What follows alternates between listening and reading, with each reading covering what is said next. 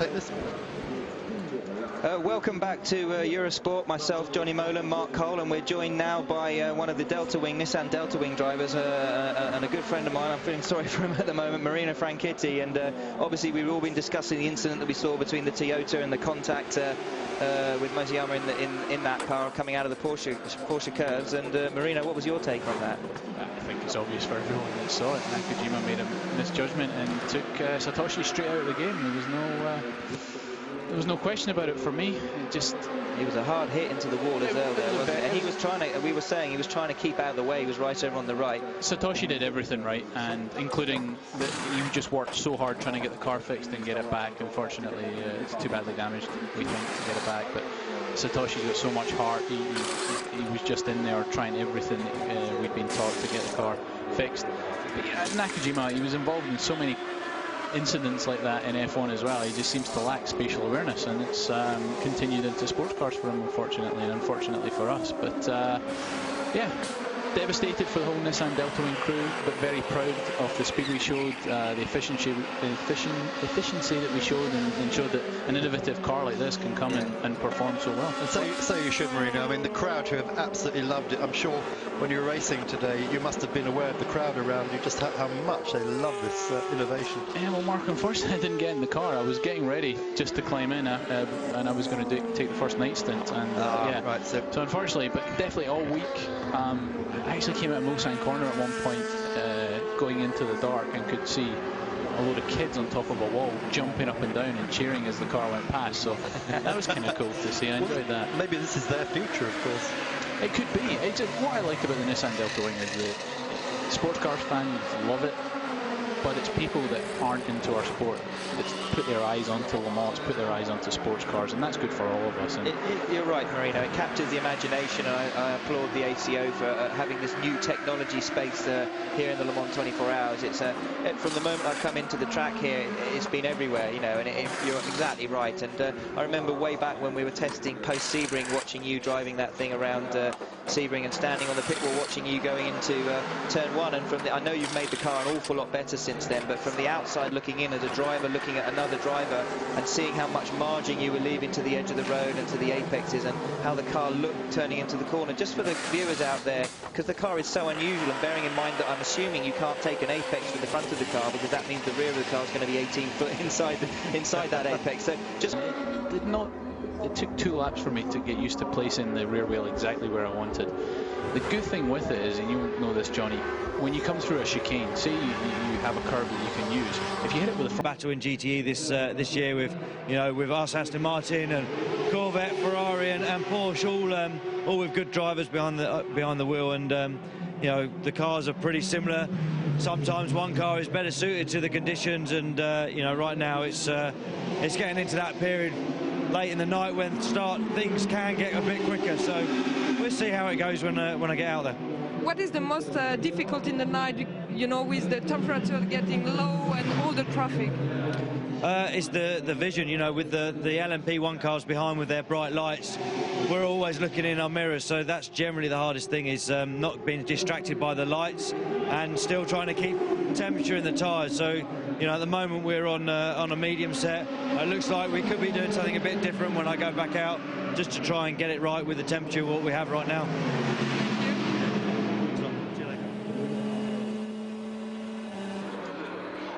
Thanks, Darren Turner there. And just to update you, if you're joining us now, Andre Lotter in the number 1 Audi, leading from Alan McNish in the number 2 Audi, Mike Rockenfeller in 3rd place in the number 4 Audi. And right behind them are the 2 petrol front runners, petrol front runners now, because both Toyotas out of the Hustings, and Nick Heidfeld on board the number 12 Rebellion, Lola and Andrea Bellici in the number 13 car. But coming up on them very fast, Loic Duval in the number 3 Audi, which Romain Dumas put off at one of the chicanes this afternoon after trying to go around the outside of Ferrari, running wide onto the marbles and hitting the barriers there. Unfortunately, Stuart, the barriers that Romain Dumas hit had a tyre wall against them, which was backed by concrete rather than Armco barrier. Yes, and that isn't going to move like the Armco. Like you saw a great example when the Ferrari hit the Armco barrier early at the end of Mulsanne, how much that Armco barrier moved and did absorb some energy, whereas concrete doesn't do that, it's just going to stay there. So there's probably a bit more damage done to Romain Dumas's Audi because of the concrete being there, rather than had it been Armco. Yeah, they lost only 7 laps. He got the car back to the pits, had to drive best part of a lap, or 2/3 of a lap, got the car back, they repaired it, and he lost 7 laps on the lead Audi, that of Andrea Lotterer. But for Audi, the good news, he's now only 3 laps off hauling in Nick Heidfeld, which would take him into 4th place to make it an all Audi top 4. I think that's what they'll be looking for. Will be a great result for Audi. They certainly put in a lot into this race, so to get a top 4 would be a perfect way of finishing it. So Warren Hughes then moving up into 7th place after the Toyota's demise, and we mentioned earlier on, Johnny, didn't we, about that Stracker finishing a couple of years ago, winning LMP2 in 6th place, which was actually a Le Mans record. Absolutely, and well, we've had I think we did it on air actually. We had a little quiet bet in the studio earlier on, didn't we? You and Stuart and myself, that the winning P2 car is going to be firmly in the top 6, maybe even go one better this year. But they're certainly well placed at the moment. Yep, and right behind Warren Hughes, Olivier Pla, and then another Brit, Tom Kimber-Smith, in the HPD car, the 44 car there. He's running 3rd in P2, the class he won last year, and earned Driver of the Year award from the Guild of Motoring Writers, of which I'm a member. Very well earned award, not only winning here at Le Mans, but winning the LMS category as well in P2. And Tom making the move up from the Greaves team into that HPD car this year. That's been a very strong run, hasn't it? Yes, this weekend with Starworks. And obviously he's benefited from Stefan Sarrazin moving across into the Toyota camp there, and obviously now Stefan unfortunately no longer in the race, and obviously Tom Kimber-Smith out there running obviously for a podium in LMP2, but in my opinion still in with a real shout of winning the class again. And let's just see what's happening over in GT Pro. Tommy Milner and the Chevrolet still leading from Jimmy Bruni, and what's the gap between them? 31 seconds, and that's how close it's been most of the last 8 hours. Yeah, I still have to say, I mean, we saw Darren Turner being interviewed earlier on, and Stefan Mucker at the moment is out in that 97 Aston. He's still 6th, but he's still lapping consistently a couple of seconds quicker than most of the people in front of him. So I'll be quite interested to see how that works out later on in the race. I still think we're hopefully going to see a bit more of that Aston Martin as we see the number 15 Oak Prexiero Judd with Bertrand Baguette, the Belgian, being pushed back into the garage. That's their P1 car, of course. Yes. So that doesn't affect anything in P2. That car's actually in 12th place overall. Bertrand Baguette, who's come out of World Series by Renault Racing. Did the Indy 500 last year. Yeah. Yep. Funnily enough, he came and tested a Jaguar GT3 at Snetterton. It's the first time I met him. Absolutely charming. I was driving the car. He came and tried it out. Actually charming, and his father as well. A lovely, lovely lad. And at that point was looking at the possibility of getting into sports cars, and obviously chosen well at the moment, although obviously, unfortunately, right now stuck in the pit garage. Yes, fortunately, Carlton's not on her at the moment. He refers to him as Bertie Sandwich. So, yes. Anyway, there's obviously they've got the car in the garage, Stuart, so that more people can work on it. We don't know what the problem is at the moment, but he's staying in the car, so it's obviously not that terminal.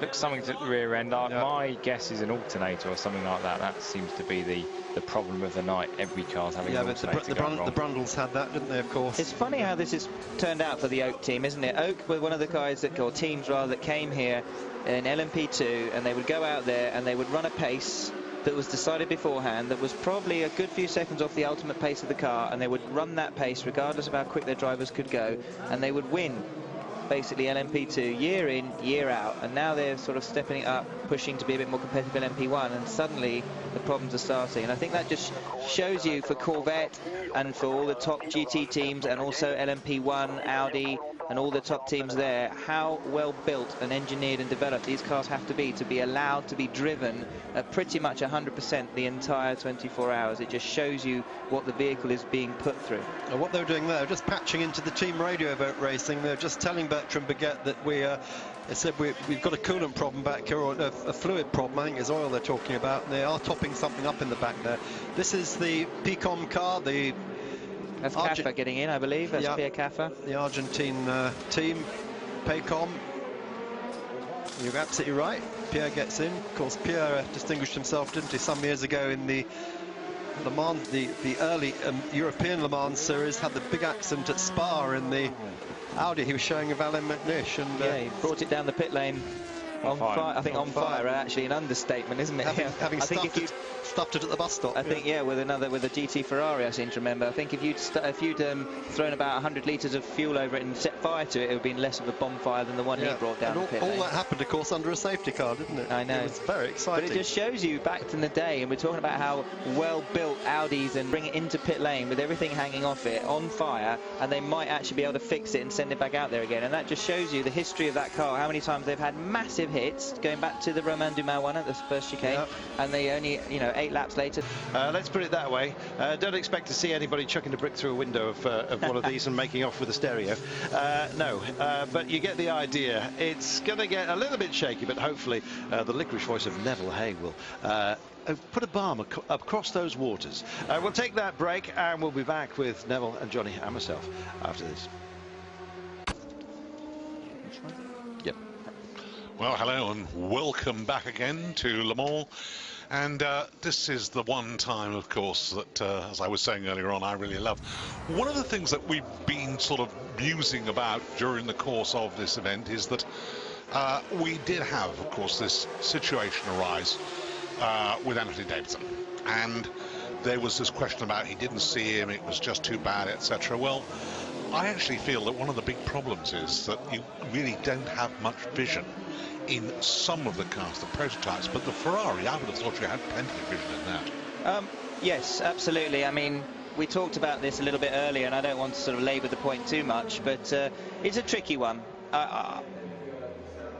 In that situation, I've been overtaken in that particular area in a GT car by a lot of prototypes. They're desperate to get you there because obviously their braking is so much more efficient than a GT car. And I've been in an LMP1 car trying to overtake GT car there as well. I think Anthony Davidson was on a mission. I think he was expecting to be given room, and he wasn't. And so he didn't leave himself that safety margin. So obviously that a small error of judgment on his part. Having said that, the Ferrari could have easily gone wide there, eased off the gas slightly, and then allowed himself, probably would have cost himself 2-3 tenths, and allowed the prototype to get underneath him, because it is literally just making a small apex and coming across the track to brake, and at that point Anthony would have been through. So it's very difficult. It's not as cut and dry to me as the Kaufman-Rockenfeller incident was last year by any stretch, but at the same time, if I had to say anything, I'd have said potentially maybe the Ferrari should have given Anthony a bit more room, but unfortunately Anthony didn't give himself. He was relying on the Ferrari drivers' cooperation, and that did not happen. I'm very impressed by what you had to say. I really am, and I'm not joking, because one of the things that I do know from talking to one or two other drivers of GT cars and things, that a lot of what I call the top drivers do not actually take very much notice about lappery. They're inclined to really clip you if you aren't aware of what's going on. And this is going back now a few years ago to when somebody I know pretty well was driving here, and he said, you'll be surprised, the people who you think are going to give you a little bit of room and show a bit of common sense are actually very often the worst. Yes, I mean, it's difficult. I mean, I've been at it, and I think having driven in all the classes, not just at Le Mans, but in sports cars for the last 10-12 years, I've probably got a better understanding than some of the drivers out there of it. And I noticed from my colleagues that are in the same position as me, who have driven in both classes, they tend to work the traffic a lot better when they're driving a prototype, and also understand the traffic a lot better when they're in a GT car. And I think there's a lot of drivers out there who've only maybe come from Formula One and then come into a prototype, who really truly don't appreciate what the GT cars are going through. And because they're faster than the GT cars, they assume, therefore, they're coming up, they almost assume they're better drivers. And trust me, there's a lot of prototype drivers out there that when they're coming up to lap an Oliver Gavin or a Jimmy Bruni or someone like that, they are not necessarily better drivers. They just happen to be in a faster car. And I think that the whole joy of sports cars really is watching drivers deal with that, and ultimately the quick drivers that go out there and don't allow for GT cars to have their own race go on at the same time, whether they're amateurs or professionals, and don't read the situation, are the drivers that don't win major races because they end up having incidents. You know? We did see it earlier on, didn't we? Fantastic battle between the Corvette and the Aston Martin in the Pro class, the GT Pro class. And the others were trying to come through. They were flashing away. They were busy getting annoyed because everyone's got their own race. But it was mano a mano amongst the pros there. And yes, absolutely. And I've had that situation where I'm in a prototype coming up quite often to Corvette, say, and they're fighting with a Ferrari, and someone like Oliver Gavin, you'll see he'll just move over, and I've done it myself in a GT car. Approaching a corner, he'll just move to the middle of the road and move back, and that's basically him saying, don't come down the inside of me here, I'll get through this corner, then do me. And you can actually read the situation very well, and by breathing maybe early on, and this is, I'm not talking now about the Anthony Davidson incident at all, that wasn't quite that situation, but by breathing a little bit before the corner, you cost yourself half a second, but then you can pass them on the exit, and it's working the traffic. It's actually as much a rhythm thing as actually driving the track itself, and it really does come together, and after a while you begin to learn, and also you begin to notice which cars are a little bit dodgy in terms of the GT cars and which cars aren't. And also we keep talking about GT and LMP1, but some of the LMP2s, when they're driven by the amateurs, can also be even worse because they're slower through the corners than the GTE pros, and yet they're quicker on the straight. So if you're in a GT car, it can be a nightmare getting stuck behind an amateur in LMP2 as we cut back into the pits. And this is, I'm hoping, a scheduled brake change for them, but it looks like they're in the garage. But the Murphy car, number 48, has been doing absolutely beautifully this whole race, and through qualifying and practice, actually, yes, a lot of people shouting about it. We're leading LMP2, now in the garage. It could potentially be a standard rear pad change, but we'll wait and see. Well, they're running second in class at the moment. A lot of people talking about them as potential class winners. We'll see whether that's the case. It's a Morgan badge machine at the moment. The 24 car that is out there, and we have the glory of HD has suddenly arrived on our television screens. So the blur that we've been dealing with is matched by the crystal clarity of some of you at home who are lucky enough. This is amazing onboard footage. Well, that's exactly where Anthony Davidson had that moment. That's exactly going to that Mulsanne corner, the kink before.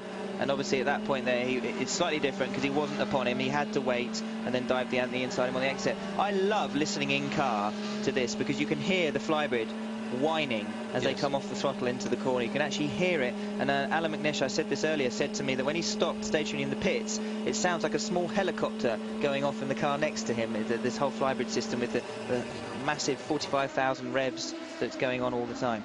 Well, I'm hoping that you're hearing anything because we've actually lost sound. But thankfully, we have the joys of being able to open a window here and just keep the ambience rattling around. But we have absolutely naught. I understand that we will not be having any more interviews until much later on in the morning.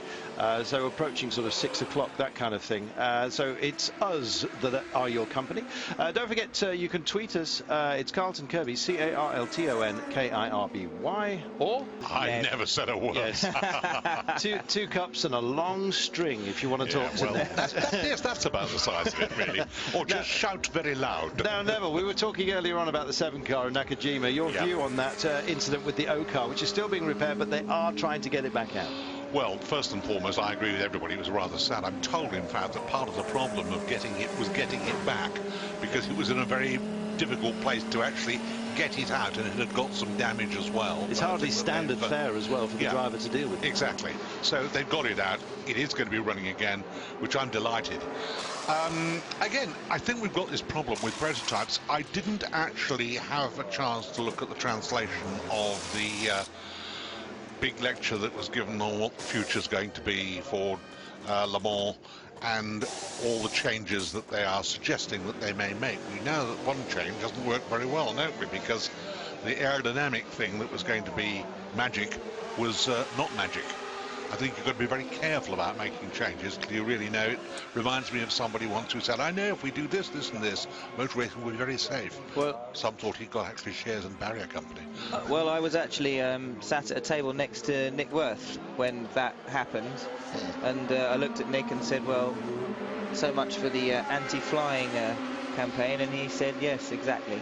Somebody's going to be rethinking some stuff, and nobody knows better than Nick the sort of ins and outs of aerodynamics and LMP1 prototypes, so I think that says it all, really. Well, that was the 8 car. The 7 car, which is in the pit at the moment with Nakajima, was the one that got into the Delta wing. Yeah, Alex Burt's at the wheel now, just taking that out. Yes, there we are. Apparently, They had problems as well developing when the safety car period went on for an awful long time. New technology, don't know whether it was heating, I don't know what the issue was that they're claiming. Neville says he thinks that's perhaps a little bit of poppycock. I think the only thing that went wrong... the Delta Wing we're talking about, or the Toyota? No, the Delta Wing issue, where the Toyota hit it and caused the Delta accident. There was only one thing with the Toyota. He wanted to get back in the lead. Yes, perhaps. But the point is, what they're actually saying is that the vision that he had of the Delta Wing, which is quite a small car, and if you actually look at the light pods here, then you add the cowling of the P1s, and then the diminished vision that they're trying to deal with at the moment, and then you put a very, very small, low vehicle with a long nose that really gets into places where perhaps it shouldn't. I'm not surprised, is all I'm saying, that he actually got into it. No, I mean, and we had Marino in here earlier, and I felt for Marino, and I understand, and he's right to be aggrieved by it, because it was not their fault and they were trying to keep out of the way. But as someone that's driven with those massive front fenders, I know that that Nakajima wouldn't at that point have even considered that there was somebody there on that part of the track. He should have done, but he didn't consider it. So it wasn't a case of, oh, I see a car over there, but I don't care, I'm going to move over and clip him. If I clip him, that was totally out of left field, that one, wasn't it? I didn't really want to bring this question up, but it would seem to me that you have a little problem somewhat like mine. Food. Yes, exactly. I was thinking about it. I was thinking about a nice trout and almonds dish, perhaps. I am actually starving here. This belly here is just blown up. There's crepe that we were talking about earlier, isn't it? That crepe with a little bit of sugar, a little bit of lemon. Yeah, very nice. As the work goes on here, routine stuff by the looks of things. It's the 43 car being dealt with at the moment. Directly opposite us is the Ferris wheel, and also something that we christened earlier, the sick maker, which is just a kind of some revolving thing next to the barbecue. It's called the boomerang. It's horrific. Is it? It's called the boomerang. I was admiring it earlier and deciding whether I should go over there and have a go on it. Stewie Hall, actually out of the car, cheered himself up by going on the Ferris wheel. He said he was giving us a wave, but we did not see. 43 car, whereabouts is it in class? Just checking out. He's 43 car is down in 42nd overall. That's the last placed P2 car that's active here. We've got another problem. Oh, Now then. Who's that? Is that the Dunlop black chicane? and white. I think that's a Dunlop chicane, isn't it? Yes, that was a black and white, and I couldn't pick it up quick enough. I had a great deal of worriment that it might have been an Audi. Worriment? Yes, I did too. Yes, we're inventing new words now, are we, Carlton? Worriment. Yes. Worriment. Yes, that's a good word. I like it. It's perfect in Yorkshire, which is where I hail from. I've just had someone tweet saying, Johnny, it's Belle Mulkern from the UK saying we're watching on the UK and you're helping to keep my wife Sue awake because we can watch it together. So keeping the wife awake, I'm assuming at these hours, is always a positive. She makes her husband wear a Johnny Molan mask. Now, see, Carlton, why I knew that you were going to bring that down to the lowest common denominator. No, I can rely on you, can't the pictures you're forming in your mind you knock them out. are all your own. Well, at least he did it, not me, because normally speaking, I get the one who actually gets accused of that. I was once accused of taking a certain organisation below the line. Hey, Tom Bell, he's 14. Watch it, Tom. He says, I'm watching Le Mans right the way through to the end. I'm at my nan's and she's going to let me. Good for her.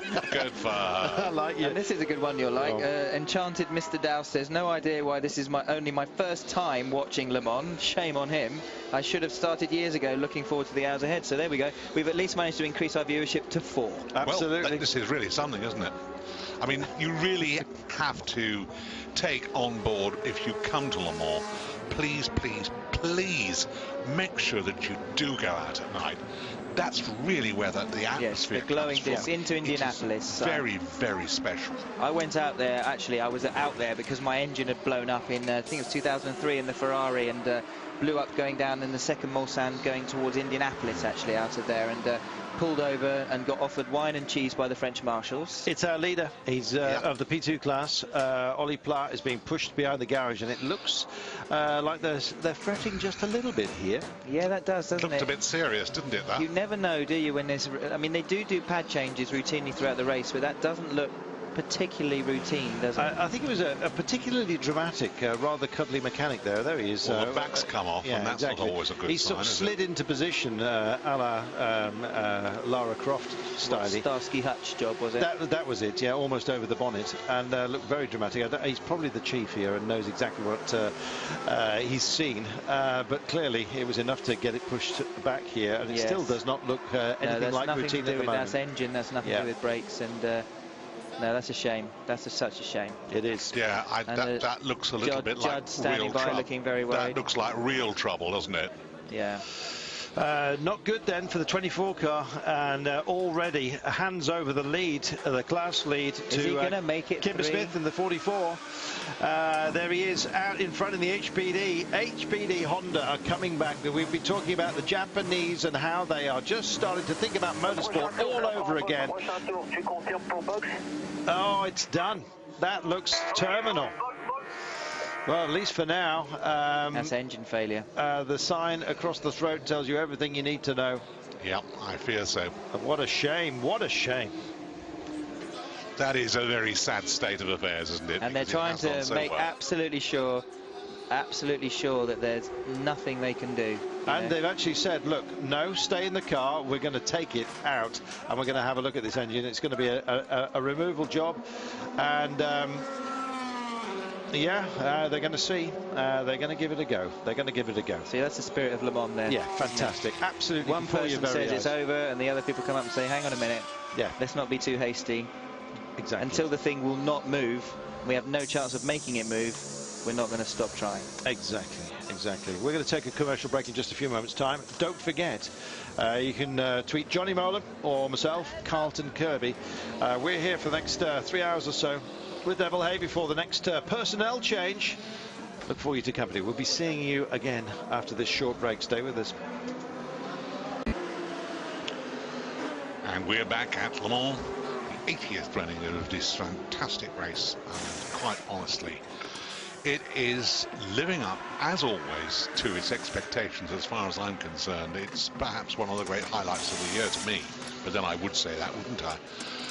Johnny Molan has been giving us all sorts of hot tips about the way things really are out there, and I think it's been quite fascinating to have a driver who is active and who has a lot of experience and knows what it is to drive in the various categories of these cars, because so many people who come in here, and I'm not knocking them in any way, shape or form, they drove perhaps GT, they've driven LMP2, but they've not driven the whole lot, and it does make a difference. Well, it's very kind of you to say, Neville, and I actually do enjoy sort of being here. The one thing I'm always wary of, I don't want to sound like I'm sort of pontificating or trying to make it sound easier or be arrogant about it, but I just find it fascinating, and it's something that as I've become older myself and more experienced, you never stop learning. Every Le Mans I do, I never ever stop learning, and every Le Mans I've done, I've learned something, more than one thing. I've learned many things throughout the course of the race. It's amazing actually how erudite some drivers are in comparison, however, to others. That's the other strange thing.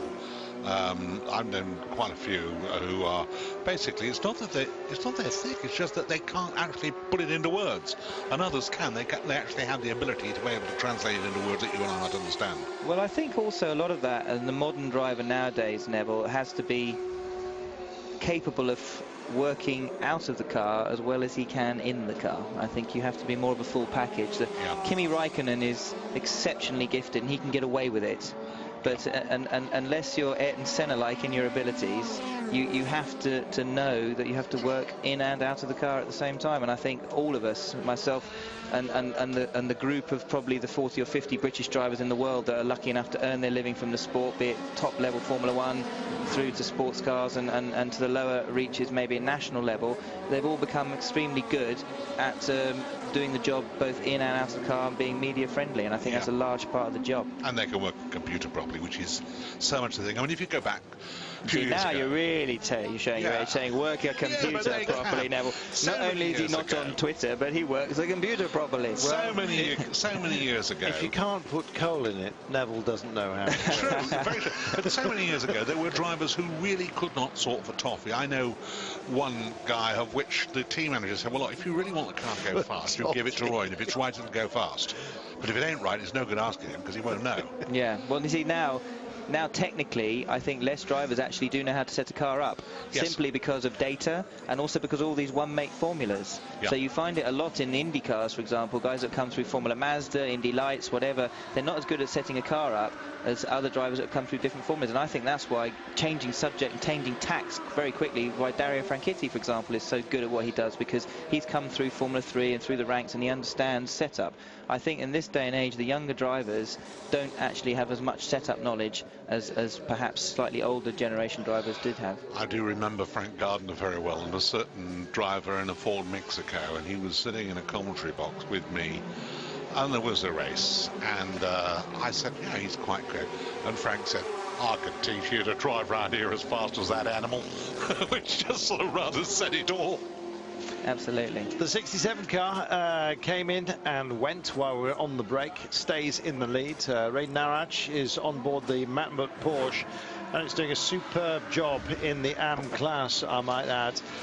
Porsche was always expected to dominate that. It hasn't had things all its own way. There's a whole phalanx of Ferraris who are chasing him down, and the Corvette of Bornhauser as well in second place. So it's not going all Porsche's way. They've been largely absent, I've got to say, from the top rankings, the provisional podiums, as far as the Pro class is concerned. That's been dominated by Corvette, Ferrari, and indeed Aston. Aston, however, just don't have the legs. They've tumbled down. They're in 6th place in that ranking at the moment. By that, they don't have the range, is what I'm trying to say. Whereas the Ferrari of Gini Bruni is on board at the moment in the 51 car. That looks like it is going to take that lead once the Milner Corvette makes another stop. In fact, it has done and held on to the lead. The gap is difficult to tell at the moment. It's not actually a lap down as he comes across. So 1 minute 43 it looks like. So about a third of a lap, half a lap. Something like that, yes. But Bruni remarkably has only stopped 8 times, or that for a 51 car has, and if you compare that, say, with the Aston, which has stopped 11 times. Margin for error in some of the braking areas. There might be dirt, gravel on the track that's been brought on there that wasn't there the lap before, and the lap times just drop off by a couple of seconds, just using that little bit of margin for error to make sure that you don't make a mistake because of a bad visibility. Lotterer, he's lapping in the 330s. It was he, in fact, that set in the #1 car the fastest lap here so far, the 326.302. So that underscores exactly what Johnny's talking about. Now, this is the car that had its problems. The Olivier Pla car. Yes, the one that was supposedly finished, and they're desperately taking the floor off. They're obviously going to it looks like a bottom end engine problem, which is probably why the engine builder was saying, well, it's over, and probably why they're thinking maybe we'll just drop the sump off, drain the oil, change a few big ends, stick it all back together, and off we go. If only it were that easy, eh? I always find the interesting thing about here, when you start looking at what the last lap was, what sort of times people are doing now. Lotterer is still going round really quick, right? McNeese a little bit slower. Just look just down there. Who's suddenly picked up pace? Now Brabham's back there in 10th place. He's lapping quite steadily in the 341s when other people are doing 347s and 46s and 42s, trying to creep back up again from what must have been a troubled time earlier on. I don't know what happened to him or when it happened, because I didn't keep abreast of everything that's happened all day, but obviously he had his problems. Yeah, Peter Dumbreck had been going absolutely great guns in that car, and then had a problem. They went into the garage and he got out and Brabs got in. I don't know exactly what the problem they had with it was, but it dropped them down not too far. I think they only lost like 2, maybe 3 laps, so it probably only cost them about 12 minutes. But they managed to get back out there again, and there's a long way to go. I'm glad we've come back to Rebellion here. Nick Heifeld, he's running 4th overall here at the moment, and the other badge Lola, the other Rebellion car, the 13 car, is in 5th place as we speak, so the petrol's taking it to them. Duval in the 3 Audi, which had that big rebuild after he binned it. Old John Player special racing colours that used to grace us. For those in the Asia Pacific where it's still midday, apologies. I suddenly thought about that. But there you go. It's very evocative, though, isn't it, Carlton? Yeah, I mean, for me, I have to say, as being a factory Lotus driver, it's been nice actually going in and getting all my new team clothing, as you see here. Groovy. Black and gold, the race overalls. It takes me back to when I started playing on my Skeletric when I was 5 years old, and I had the number 5 Mario Andretti JPS car. Oh, and see. You were as bad as mine. Yeah, we were all Alan Joneses. Just every bit as bad as my sons. Yeah, well, I had the Type 49 Lotus for a while. Only the Elise version, but nonetheless the colours evocative of the gold leaf era. There you go. And in fact, the first sponsored vehicle, I might add. Let's just stick with the picture, shall we? There we are, here with the Racing 35 car. Baz Linders in the pink machine here. If you want groovy, this livery surely has to be up there. Pretty, isn't it? Yeah, absolutely. Certainly very, very distinctive. Yeah, it stands out, doesn't it? It really does. Incidentally, the 13 car out and clear, and the Heidfeld also likewise. Let's just take you through, shall we, some of those who some of you are asking about. The Brundle bundle, as we called it earlier on. Simon de Toot wants to know exactly what's going down. What have been their problems today?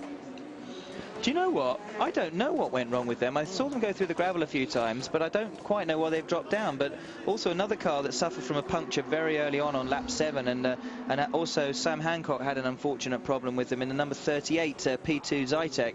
They're working their way back up, and they're currently 5th in class. Simon Dolan's just got on board, Sam Hancock's just got out, and they're another one there, that a dark horse, or not even a dark horse actually, for a P2 podium if they keep going and back up the order at this rate. Well, I think Martin started it, and I think he was quite quick. He lived in it, didn't he, for about 4 hours? Yeah, but I think when he got out of it, I think that's when it fell back a bit. Now, I don't know what happened after that. I'm not casting aspersions or nasturtions at people, but that seems to be the case. Well, it's the younger Brundle, Alec, who's in there at the moment. Lucas Ordinez, who was the gamer who came through the GT Academy program. He's down as a, I think, silver or possibly even a bronze driver, which you have to have one of within LMP2.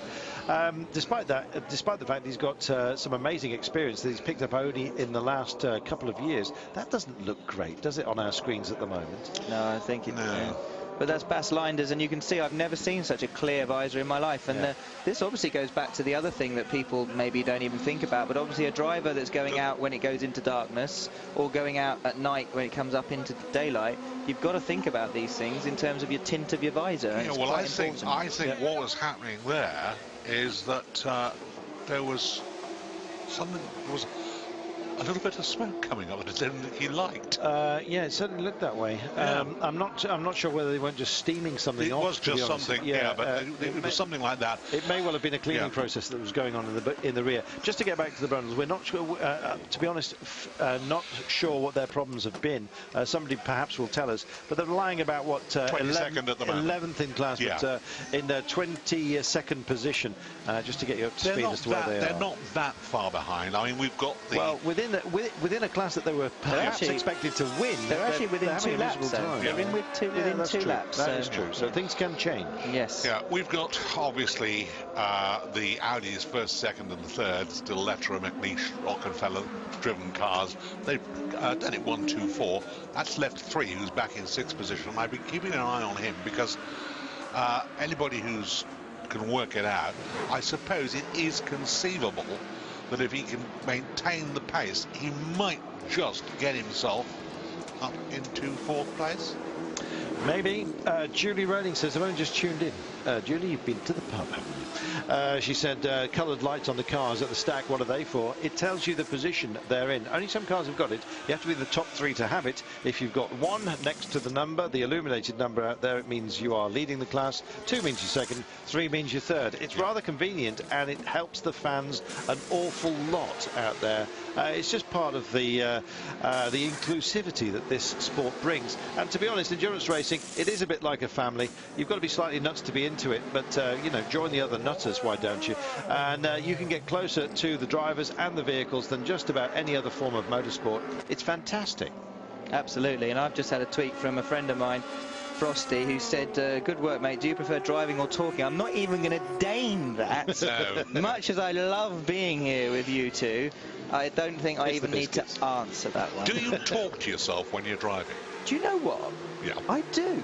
It's funny, It's isn't funny. it? No one's ever asked me that before. But I sometimes shout at myself. Yes, I do that. Especially when things aren't going well. I cheerlead myself to get myself going sometimes. Come on, Nolan. Yes. Yeah, but you really... Slap myself around a bit, you know, get myself fired up. When I get a bit furious sometimes, it just lets off steam, you know. It does. Yeah. I do swear a lot. Yes, I do Normally too. over the radio with my finger on the button. Yeah, thank heaven for that. Yes. Oh, dear. There have been times when we've thought we've been on a commercial break and one member of the Eurosport family has decided to stay with us, and it goes a bit blue. Oh, yes, it can be a bit... So we've been given our orders to behave ourselves. So yes, especially on an event such as this, which is truly global. And if you are watching it somewhere gloriously hot, we had somebody tweeting in from Adelaide earlier on today, then you're very, very welcome. It's a blazing nighttime here. Thankfully, it's dry and it's absolutely clear, so it will get cool.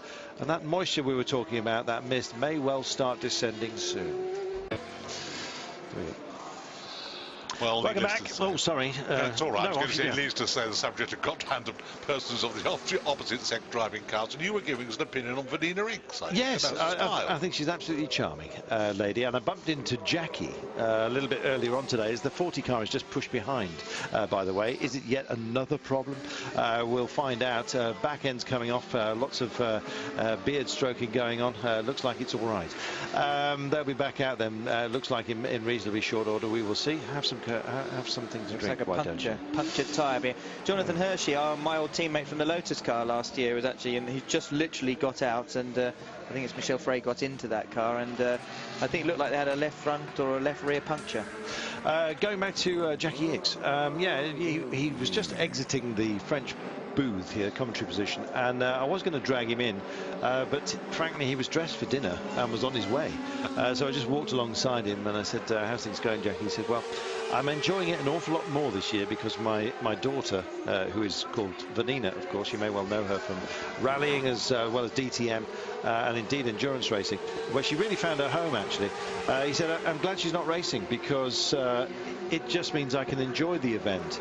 And he really is an amazingly proud father of Vanina, and I've seen them actually racing together, would you believe, in the Dakar. We had onboard cameras of them, and I remember one morning where she was looking a bit fed up, and he said, what's wrong? And she said, I don't know, I'm into her big time. But clearly he is absolutely, he adores her. And he's so pleased that she's not here because he can just chill out, and that's why he was off for lunch. Well, now you've raised one there as we watch the surviving Toyota, or did for a moment or two, as we now watch somebody coming into the pits here. It looks to me as if it's the one of the Audis, is it? It is, it's the two-car. Yes, it is. It's the two-car coming in. We'll watch this pit stop, and at the same time stick the other question up there, which is quite interesting, and that is that fathers and sons and driving and things like that, it does cause, and brothers, does cause some fun, doesn't it, Johnny? Absolutely, and it's something that I hope that I never have to deal with because my son is actually not into motorsport, thankfully, because it is a difficult game to get involved in, because you have to have so much money, certainly in the beginning, to showcase your talent. And I have nothing but respect and I know that Martin Brundle is getting as big, if not greater, kick out of racing here with Alex than he probably got racing on his own. And even though he knows that he's out there potentially maybe going for a P2 podium, or if he's really lucky a P2 win, obviously that looks like it's kind of maybe sort of going away slightly on him, but at the same time, as someone that has a son, I can imagine the joys and delights of doing that. But to get to that point, my God, the pain and agony you're going to have to go through. And I was talking to somebody just the other day who was a very good racing driver, and it's the naivety of youth that makes you think that you're actually going to be able to make it, and that stubbornness and obviously a little bit of luck, but that just perseverance and wanting to continue into that bit where you ultimately get paid to do something that you love doing. And I'm so fortunate to be able to do that, but I wouldn't want my son, knowing the pitfalls now, I wouldn't want my son to have to go through that. I didn't know the pitfalls, so I was just basically blindly stupid, you know, going into it and thinking everything would be great, and I was very lucky that it turned out well for me. Well, it did turn out great for you. Absolutely. Yeah, I mean, going back sort of into my youth father, William, of course I knew Jack Brabham pretty well, and I knew all his boys at one time or another when they were racing. Jeff perhaps less than some of the other two, but Jeff was good. Gary wasn't, somehow or other, didn't apply himself in quite the same way. David, I think, probably was the best of the lot, but by that time, it was... David, I think, took the right choice. He went to sports cars rather than Formula One cars, but they were all three very good drivers. And Jack seemed to sort of not worry about them, not cause them problems. But I've seen fathers who did and caused an awful lot of problems. I can think of one in America, we know. Let's just check out the overall classification, shall we? There we are, the number 2 car. We've just seen him come out of the pits in very tidy order. Just a lap down on the lead car just for the time being. Christensen swapped into there from Alan McNish as well. Very much so. Very high quality, hugely experienced outfit. Very disappointed last year in the 2 cars. We scroll through the remainder, of the classes here. The 74 car as well, listed as running well. Just a quick one as you look at these. Any rain on the way, says Igor Ivancic. I hope I've got your name right, Igor. No. At the moment, and in fact the forecast for tomorrow is actually sun, would you believe? So there we are. My landlady was absolutely bang on. They've all been talking about rain. Everyone going, no, it's going to be terrible. And on Group C this morning, it was an absolute washout, and she said it will be fine. Here we go. I think they've just dropped the sump by the looks of things on the 24 car. This is going to be a long story, this. I bet this gets out, you know. Look at that. That's perseverance. That's what we were saying before, isn't it? We're having a look at it now, chaps. Yeah, they've got the flashlights, the old diode torches. These are great things, by the way. Watch your eyes, fellas. Right underneath some dripping oil. That's going to sting if it gets in there. And I tell you what, you won't be able to feel it, but that'll be blooming hot. Absolutely, they're all gloved up. They know what they're doing, these fellas, but there's going to be I'm surprised that they've left the driver sitting in the car, because I'm telling you right now, even if they do manage to get that car back out, it's going to be a good hour or so before they do. So he should be going away getting some kip. I think so. Logical thing to do. Can we have a hello to everybody, says Dylan Jones, who's off to the Chumley Pageant of Power tomorrow near Chester. Have you heard of it? I have heard of it, yes. Yes, a bit like a Northern Goodwood. Yeah, I hope the weather's a bit kind. Somebody asked me to drive a Lotus 49 up the hill then, and then apparently they wouldn't insure me to do it, so I didn't do it. I was going to do a thing for Autosport magazine, but somebody else has said they've just joined Twitter just to ask, is there a set number of tyres for the weekend? That's from Dave Holmes. It's a very good question. Obviously the tyres are actually unlimited for this, Dave, but obviously the longer you can go on one set of tyres without losing lap time performance, the better. Now obviously you couldn't do the whole race on one set of tyres because you'd be going so slowly by the end. That's if they even stayed on the rims, that it wouldn't be worth doing. But I don't know exactly how many sets of tyres they'll use, but normally in a triple stint or a quadruple stint they'll only change tyres once. So you're looking probably for every 3 or 4 hours of a prototype, only 2 sets of tyres. So you do the math. Yeah, I think the road is coming down, as you know. Is it like Formula One, you know, where you're limited? Well, it's not. No. Yes, there have been such things as some sticky tyres from time to time that somebody has used to sort of go out and do a very quick lap. Well, this is one of the few races, I was speaking about that earlier, sorry to interrupt there, Neville, but one of the few races left in sports cars that I know of where you don't have to actually start the race on the tyres that you set your qualifying time on. So we used to have, not any longer because the tyre manufacturers are trying to save costs, but proper qualifying tyres where you would go out and you couldn't push until the Porsche curves on your out lap, otherwise you'd lose the grip of the tyre halfway through your fast lap. Now they just tend to go out on low tanks and a set of soft night tyres to set those quick times. Bella Francesca says, can we have some on board without you talking? Here you go, Bella.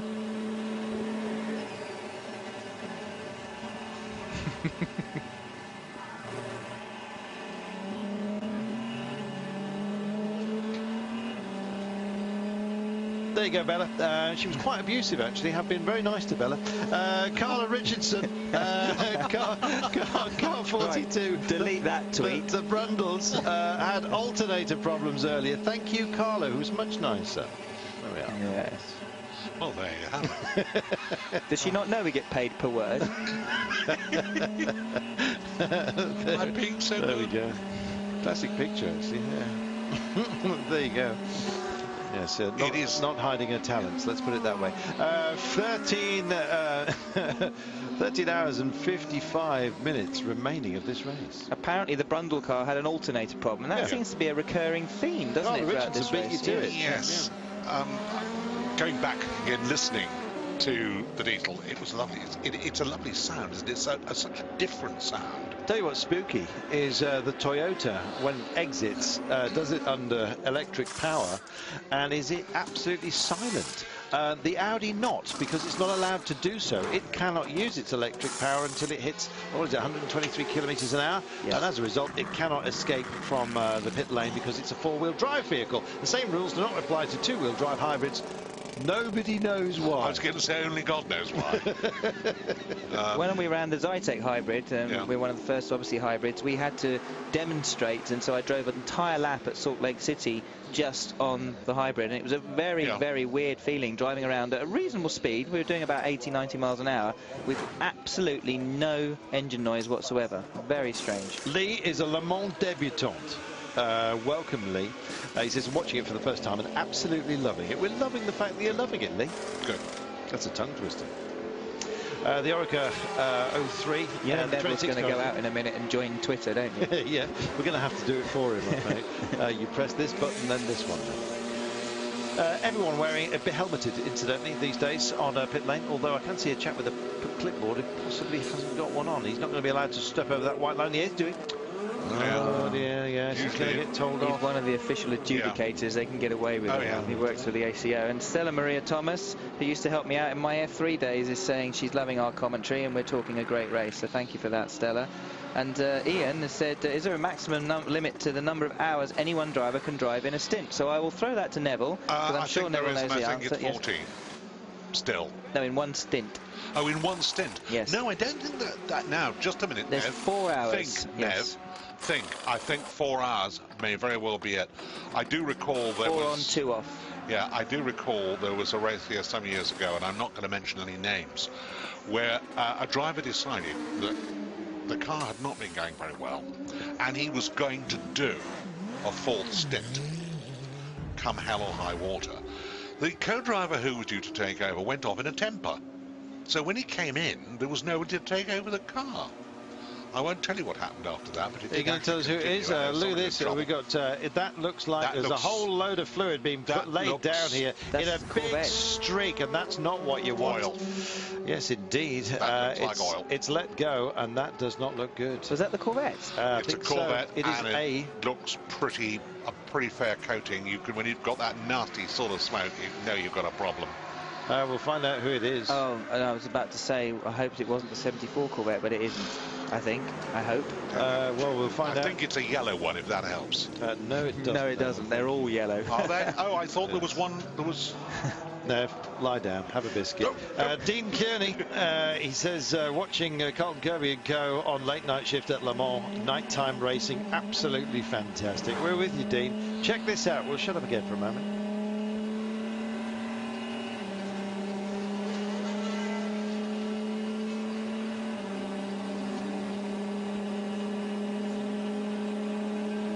Wow.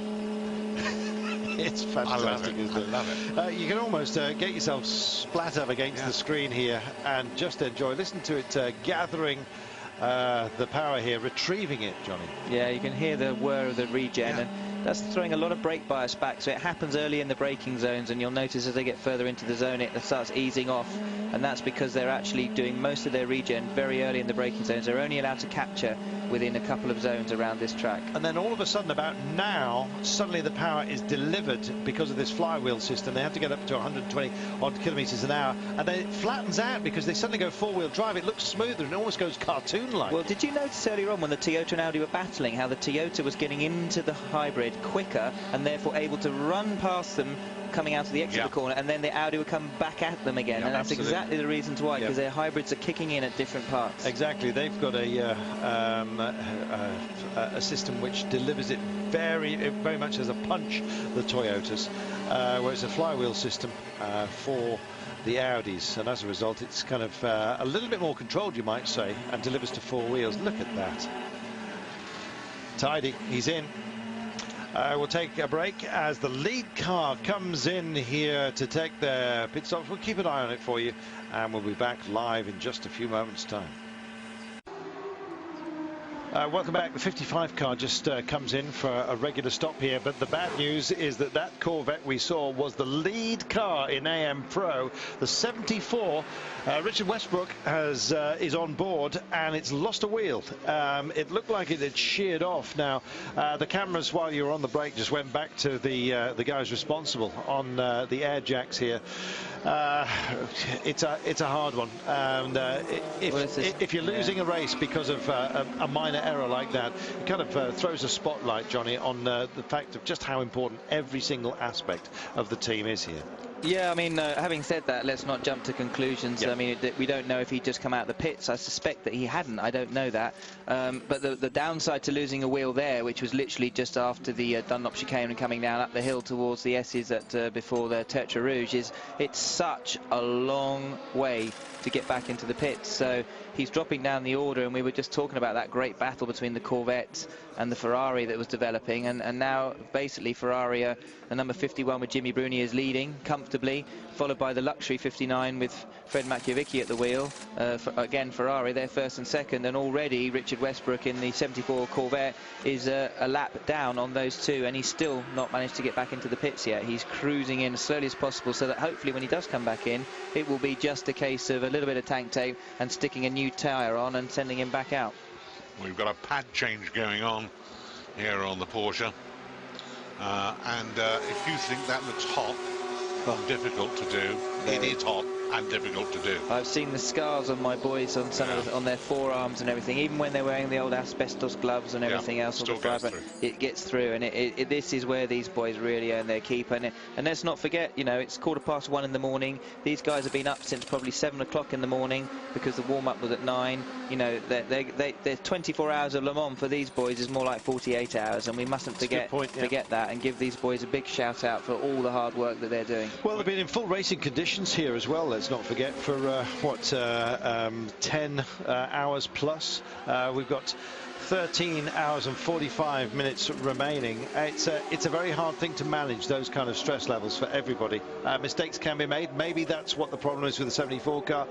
We do not have any interviews, I might add, but the 51 has just sped by and looks absolutely lit up here.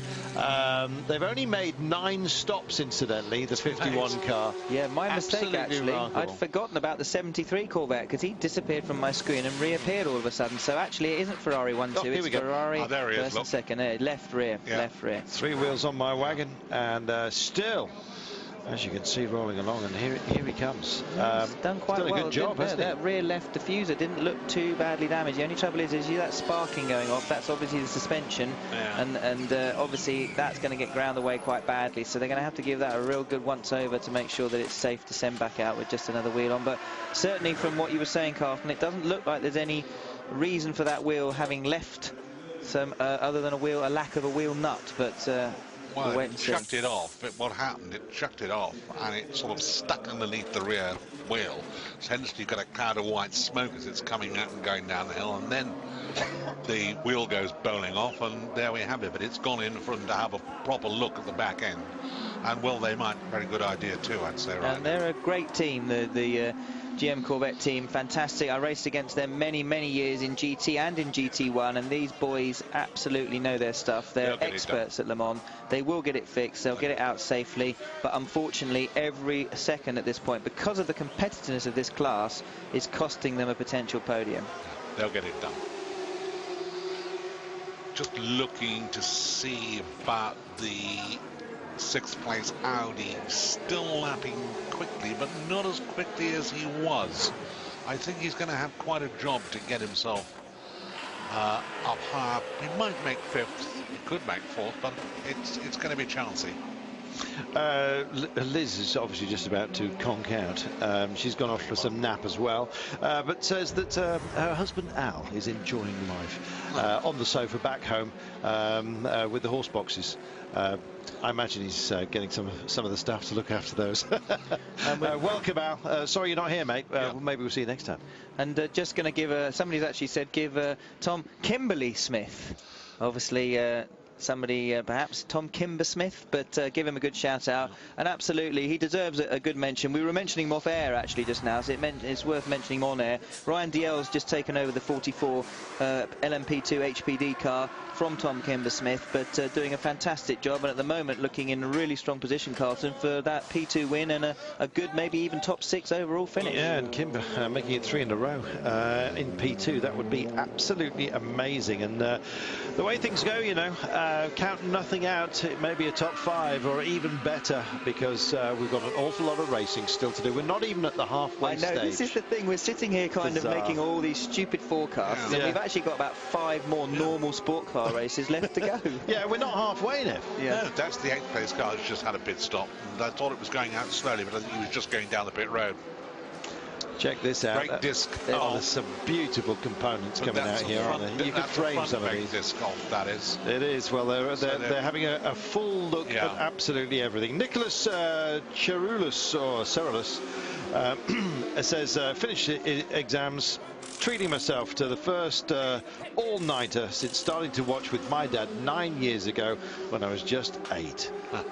Nice one, Nico. Yep. Good to have you back. Good luck with the exams, by the way. I think the Corvette team are taking this opportunity to do a full service and brake pad change whilst they're fixing that left rear. So this is all what you're seeing going on at the front of the car is actually standard fare. What they do is they change the calipers because it's quicker than to actually change the pads within the calipers. So they're straight off with the disc and calipers, straight on with a new set of discs and calipers. 42 car, by the way, is picked up. It's in the hands of Alec Brundle at the moment. They're running well, doing 348s at the moment. There's lots of you like Silent Bob F1 and Lee Allen saying, we told you ages ago there's an alternator problem. We've got so many tweets. It's we're ploughing through them as best we can, but if we missed you and didn't give you credit, then apologies. Well, the reason why, in fact, sometimes you folks will know a little bit more than us, because I've no doubt that some of you are listening to radio and they've got a bunch of people up and down the pit road, more than we have, who are actually feeding information. That's what does a little bit of it. There we go. Lotus busy just getting themselves extricated here, or the Lotus badged machines as we speak, and being pushed in. I think we're having a look at some of the highlights of the pit stops.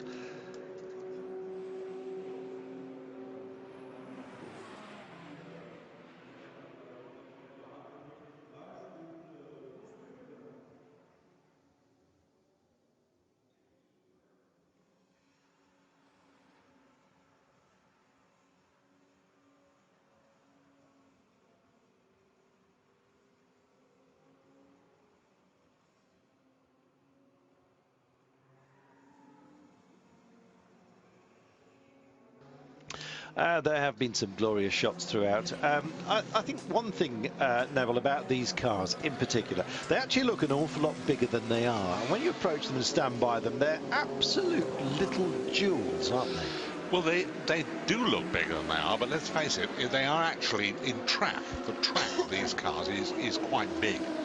And you've got huge tyres. One of the course of the things that we've noticed this year that is very different is that you've got a lot more different engines coming in. You've got now, apart from watching the Chevrolet there with work going on there, apart from the Porsches, apart from the Audis, we've got Toyota, and we have got a tremendous amount of interest from the other two Japanese manufacturers too. Yeah, I think Japan have certainly picked it up. They, incidentally, you know, that's what they were all battling for, incidentally. That was the trophy we just saw. The economic problems that Europe is suffering at the moment have been suffered by Japan for around about 10 or 15 years. And it's been a sort of a dead zone economically in terms of growth. And as a result, they've kind of trimmed. And motorsport really suffered it as far as Japan was concerned, as far as global aspirations. And suddenly they realised that, you know what, life's not so bad after all. The rest of the world's suffering just like us, and they're starting to spend. And just the presence of Nissan here, just absolutely everywhere. It seems that their tentacles are spread throughout the paddock here. Toyota are here. Honda are looking for an official partner for next year. That's really spurred on the likes of JRM and and the rest and Straka as well, thinking about getting official backing effectively by Honda. So the money, the checkbooks are starting to open, and it's to the benefit of all of us now. You've got to sell it, you've got to market it, because if you don't sell it, market it, you don't make a profit. It's as simple as that. And motor racing, the old American adage, race on Sunday, sell on Monday, isn't quite as everybody thinks it is out of the window. You've got to have, it's more or less you guarantee that as far as GT is concerned, it's going well. Well, they work it very well in the American Le Mans series, and Doug Feehan is an absolute genius, because for a while there in the GT1 class, before they switched to GTE, or GT2 as it then was, he managed to convince GM at a time that they were going through a very difficult time as a company to actually maintain their motorsport program, even at a time when there was no one to race against. And they actually raced in the GT1 class in the American Le Mans series for 2 years against each other. And because of the way they were working the Corvette corrals and bringing in the Corvette customers and the existing car owners and potential car owners, they managed to make that program work as a tool for selling cars. And ultimately that's what these car manufacturers all want to do. They love the racing, but ultimately the bottom line is you cannot come racing in this day and age without being able to justify it on the bottom line to your company. Absolutely. Johnny Herbert's win for Mazda, by the way, transformed the company's fortunes. The MX-5 as well did great things for them on the road. They were playing a long game. They actually planned a 5-year plan. They even bought a hotel in town, I don't know if you knew, renovated it entirely for their 5-year project, and they won it in the first year and never came back. Look at this onboard picture. Oh, I love it. It's gorgeous. This is Benoit Trellier in the #1 Audi coming into the Mulsanne, going through that kink where Anthony Davidson had to come in together with Ferrari. You can use, and this is what I was interested in, Alan McNish, you saw him go over the curb a little bit on the exit there. Alan McNish earlier on, when I was watching about an hour or so ago, wasn't using any of that curb on the exit, and that points to me to the fact that they're not going quite as quickly in the #2 Audi, but they're also not pushing their car quite as hard. So I don't know if there's a reason for that. We're coming down to the 2 kinks here, coming down towards Indianapolis. Traffic is beginning to flash. You can see, obviously, the cars ahead as we fade to a nice shot of the Audi 4. Oh, that was very arty. Oh, very. Yeah, we're doing a lot of that. Here we go. He's caught and he's back in again, and obviously now he's just probably going to pop down the inside into Arnage, but he won't be thinking about the next prototype unless he gives him room. No, that's it. So, and you see there how that prototype gave him room anyway, because he wouldn't have been able to see, because it would just been bright white, and he wasn't sure, so he didn't take to the apex, and that is what this is all about. Absolutely. Accommodation. It was the 21 car, by the way, the Straker, with the big Union Jack. You would expect nothing less from any of those drivers. I mean, even Lick Leventis doing a fantastic job in that car, getting faster and faster all the time, and Johnny Kane and Danny Watts just consummate professionals. They'll try and stay off the curbs if they can, because it just gives that extra little bit kick to the steering, next bit of kick to the suspension, and then you can find yourself thinking, oh, I've got to have that changed, and you don't want to do it. Did you see that? On the exit of the Porsche curves, there was a GT car facing the wrong way, with the headlights facing right at him. I mean, I wouldn't say just missed him, but that would have been disconcerting, having the headlights bang at you on the exit of that corner. He didn't just miss him, he actually saw him quite well. It was just we who didn't spot him because we were not looking at that side of the picture, but he got away with it very well.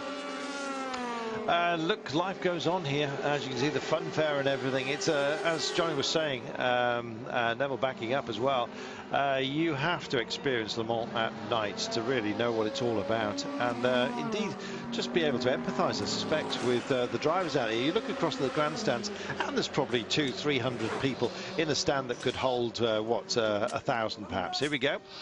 This is the return of the. I think this is the spin. This is it. This is there we go. Spin. Yep. Looks like an Aston. Oh, it was a Corvette. Flaring at the moment. Yes, it is a Corvette. Yeah. There we are. It's the Corvette. It tells us, GTM Corvette. Yes. Meanwhile, back at Corvette Central, it's all happening for them. Is the 74 car back out? It's just gone out, I think. I saw it went out more or less simultaneously. We'll take ourselves a short break. Don't forget Twitter. Oh, hello. Goodness me. Almost got totaled by his own vehicle there. He's being monstered on the track. We'll keep tabs on it. We'll get back with you in just a few moments' time. Stay with us. And we're back at Le Mans, and we're looking at work going on the engine of the Judd, and it looks to me as if they are actually going to take the engine out. Why they're going to take it out, they're not coming to tell me, but I would guess that there are other... I can see. It would seem to me that they've got some exhaust problems. It's probably going to be easier to take the whole thing out, then remove the manifold, and then put another manifold on it and put it back. That's a guess, but it's a fairly educated guess. And you can see that a little bit of BF&I is required, you know, to ease it back, and then theoretically it will work out. One of the big problems that, of course, you have at Le Mans is that when you've got an engine that's not a perfect balance, then the vibrations can and do cause problems. And one or two of the cars have been complaining about vibrational problems. That is a Judd engine there. John Judd has been responsible for producing a whole load of engines in both 10-cylinder form, 8-cylinder form, various sizes for quite a long time, and regular wear, in fact, for people who are building these cars in small capacity to use. Number 4 is the Rockefeller car, and that is coming in for a scheduled stop, up now to 3rd place. Mike, of course, survived a very unpleasant accident last year. Again, one of the big problems, as we've always said, is this question of seeing cars that are coming up to overtake you, and this was another one that was problematical as far as he was concerned. It looks as if we've got a driving change. Yes, we have. He's out of the car. And I think, actually, that that was quite a long stint, because I've got a feeling he didn't come in until fairly late on in the trio. Is it Rockefeller out? Yeah, he's out now. I didn't see who was getting in, but they're going to tell me. And it's Bononomi, who's clearly bigger. Yeah. Mike Rockefeller getting out with his bit of sponge and leaving the mesh seat, which is how it was designed to be for the incoming driver, who's thankfully a little bit bigger. Just teeing in, getting himself ready to roll. Lovely onboard pictures, this. And you'll start to hear the interference. Belts strapped in, all tightened up, ready to go. And the full car away, smooth as silky. Yep. Thanks to those of you writing in. Ollie Cole says, hope to race a Porsche here one day. Ollie, you're clearly a richer man than we are. I think he's got a Williams Clear by the looks of things. This is his picture. So waiting to take a step up, Iber bound. The pit stop, there you go, and that's 14 stops for the number 1 car now. So it's the first to hit that sequence amongst the Audis. Bononomi, incidentally, actually that's 15 for the 4 car now. He's had more stops than anybody else. Yeah, absolutely. Johnny Molan has discovered the chocolate factory. he's discovered everything. We've got Orangina, we've got Danone, bits and pieces. My goodness, what have you been raiding fridges? He headed over to catering and decided to help himself. Was there anyone there? There we go. It was brilliant. I couldn't believe it. No one there. Actually, there were loads of people there. They all eyed me suspiciously as I walked out with the entire contents of the fridge. Thank you. Yes. Oh gosh. Well, we've got caramels, we've got Orangina, we've got Danone, creme anglais. Yes, exactly. And again, here we go. Once again, the number 12. Look at that. Seamless I am. Wow, look at that. See, it's 12. Number 12. Fourth overall. The Rebellion Lola. Absolutely fantastic job. Nick Heidfeld at the wheel at that point there. And so if you've got plenty of pennies, please take a step forward and help the boys out in Huntingdon. They're an amazing crew of people, and they've produced some amazing chassis over the years. Oh yes, Eric Broadley with the little Climax engine sports car, which I remember in the 50s, and then of course their first foray into Formula One when they had the Yeoman Credit cars. John Surtees in fact drove for them for a year in their first year in 1962, and they have had a crack at Formula One a few times, but their main business has been sports cars, and they've done pretty well. A Toyota hybrid in. Now that should be coming up a little bit now, because it did lose a lot of time. It's up to 44th place.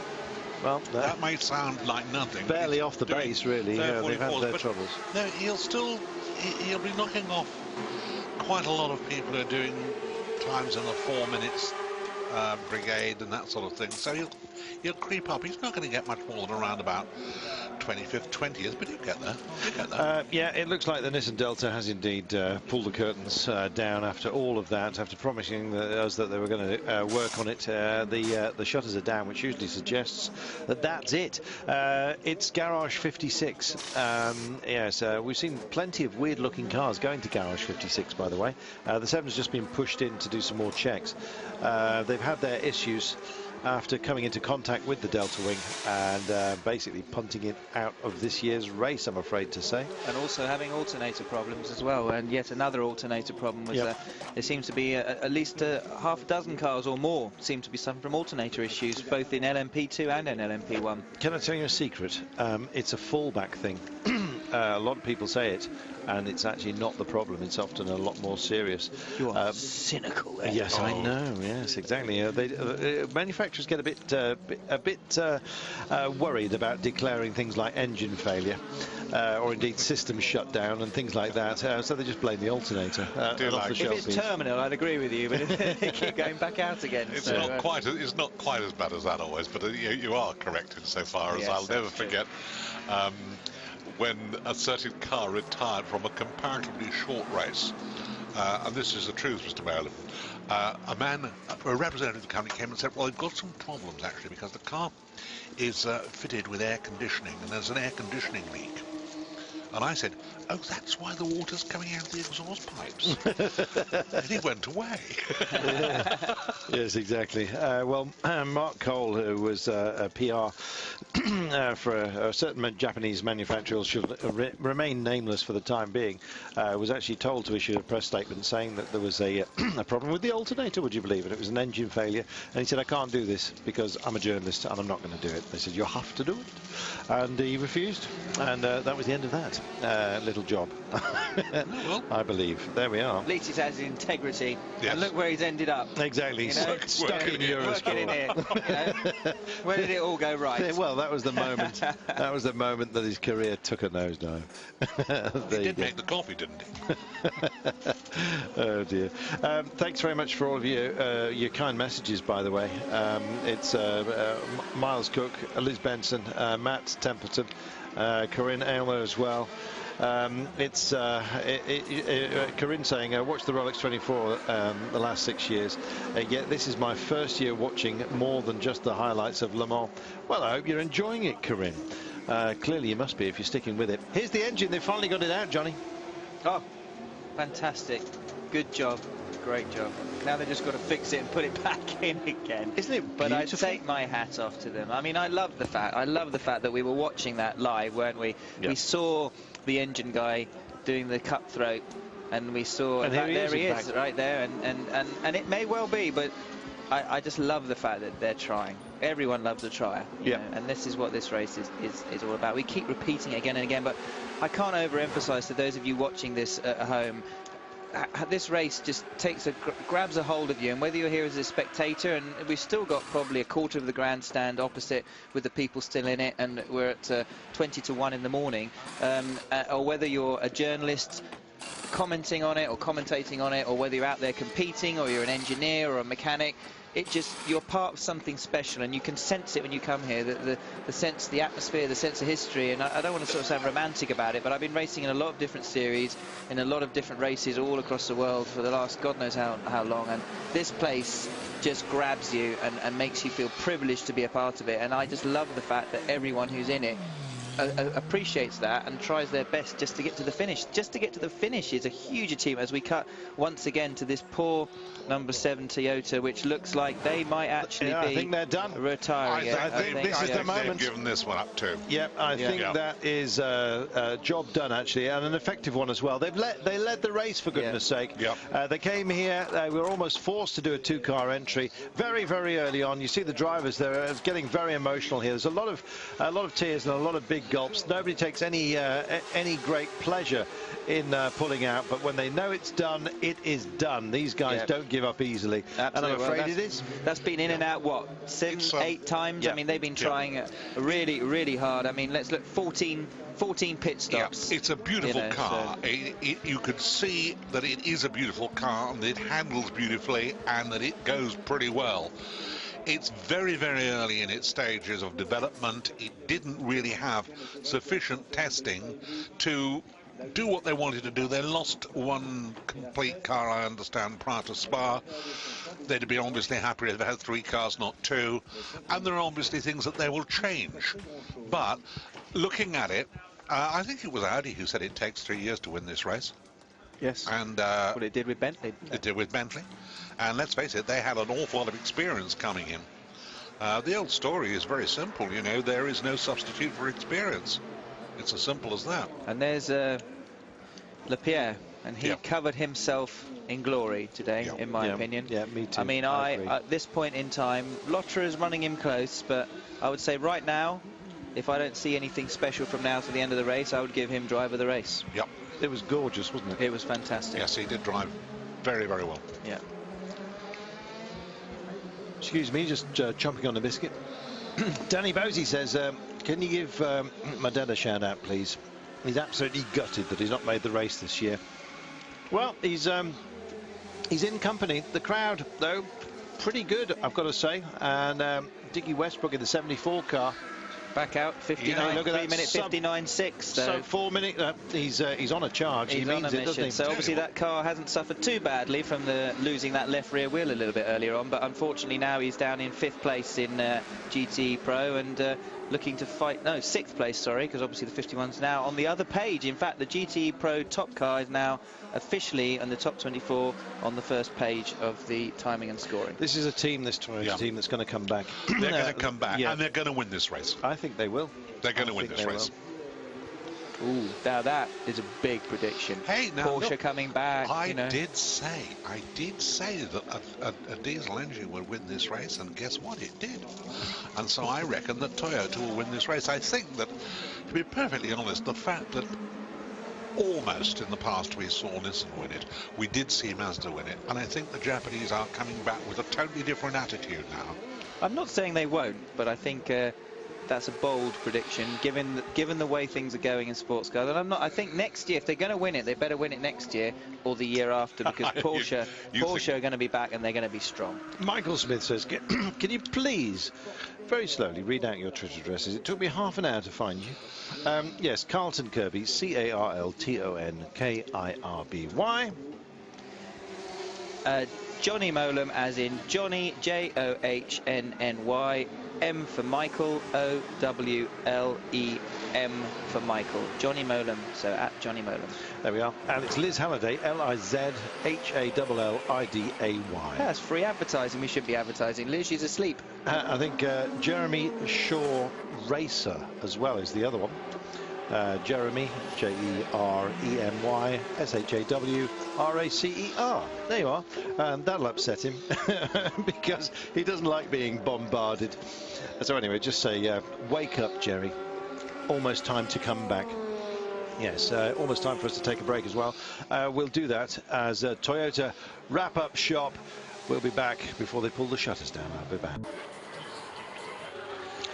Welcome back. As we watch the fun and festivities here, some news on Anthony Davidson. And thanks indeed to John Glynn for retweeting this. And Davidson says, well, that was a big one. Lying in a French hospital with a broken back wasn't what I had in mind. A broken back then, but compos mentis, presumably on some happy stuff at the moment as well to take away the pain. And he is watching us here. Anthony, if you're watching the English service, then we send you our fondest best wishes, Johnny. Yeah, absolutely. I just actually received that tweet myself from Anthony. He just said he's gutted for the whole Toyota hybrid team. He did an amazing job all week. He said, thank God I can follow the race on Twitter, though.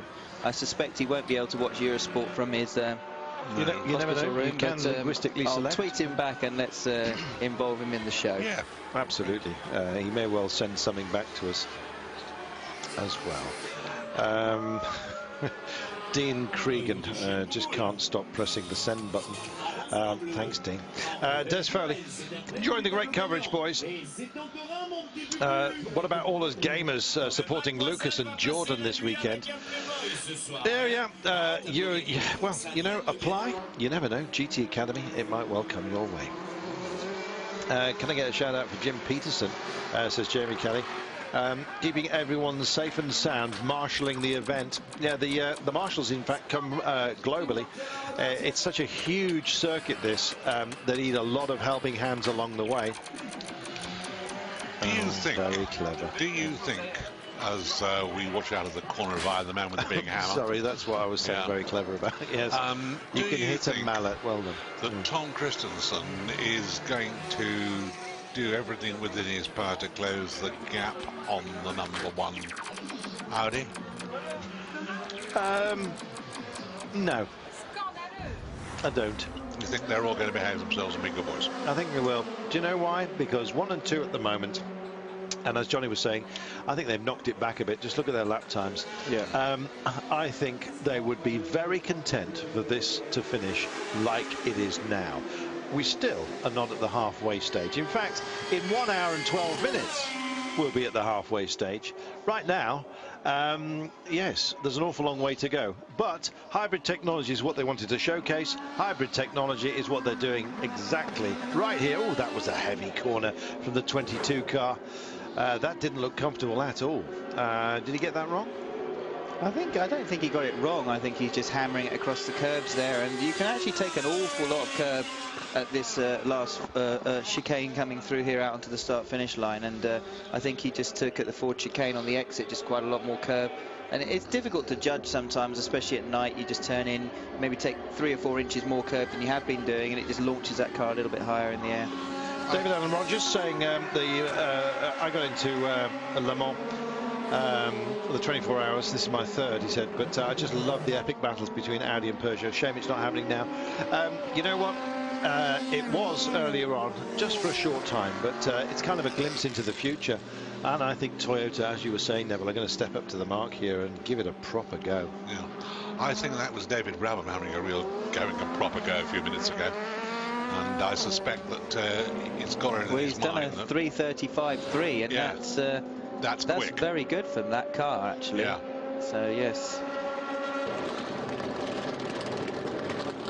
You see Frank Maillot, sorry Carlton, you were just about to say something there, but Frank Maillot is running 4th in P2 in the 23 Oreca, just set his and the car's fastest lap of the race in a 3:43.8, and he's just done his fastest first sector of the race up to this stage, as we're now in the pits with the number 26 car. It looks brand new. It does, doesn't it, actually? You think it's got that matte black effect as doing it or something? I think it possibly is. It's having a magical effect. We're watching in HD as well. It looks absolutely spotless. See, they were nowhere earlier on in this race, and they're now third in P2 and 10th overall. That just shows you that this is one of the few races where you can still get a good result by not necessarily, you know, the tortoise and the hare syndrome. It's one of the few races left where that seems to happen. Yeah, it was a significant part of P2 for such a long time. Saying, yeah, motorbike racing, often an electrical problem. It's usually a conrod through the wiring loom. Yeah, there's lots of little excuses throughout motorsport that, you know, they don't really want to admit to what the true failing is. But there you go. Thanks to everybody, by the way, who's been out here. We're almost struggling to keep up with you with his licorice voice throughout this evening. Lovely little exhale there just to sort of accentuate. There we are. It does look remarkably clean, these cars, actually. The 23 car here, I do think it is the matte paint finish with the livery picked out in gloss. Yes. Yeah, fantastic. Looks like the big. It was only a matter of time, wasn't it, before somebody turned it into a poster board. The big back, yeah. The big black vertical. To be honest, we're really struggling for things to talk about now, aren't we? When we start talking about paint and the eyes on the rear sail section. Please, God, give us something right now to talk about. Well, they've just changed the dial. They've changed those 4 black round things. Here's something for you. 30-second stop go for car 66. It's a steward's decision, apparently. And 27 for car as well for violation of Article 78, which is too jazzy a refueler without goggles. Refueling without goggles on. That is heartbreaking. That is heartbreaking. But the 66 car with Johnny Cocker at the wheel is actually what they were coming back up through the field. Still are coming back up through the field, and they are, I believe, 7th in GTE Pro at the moment.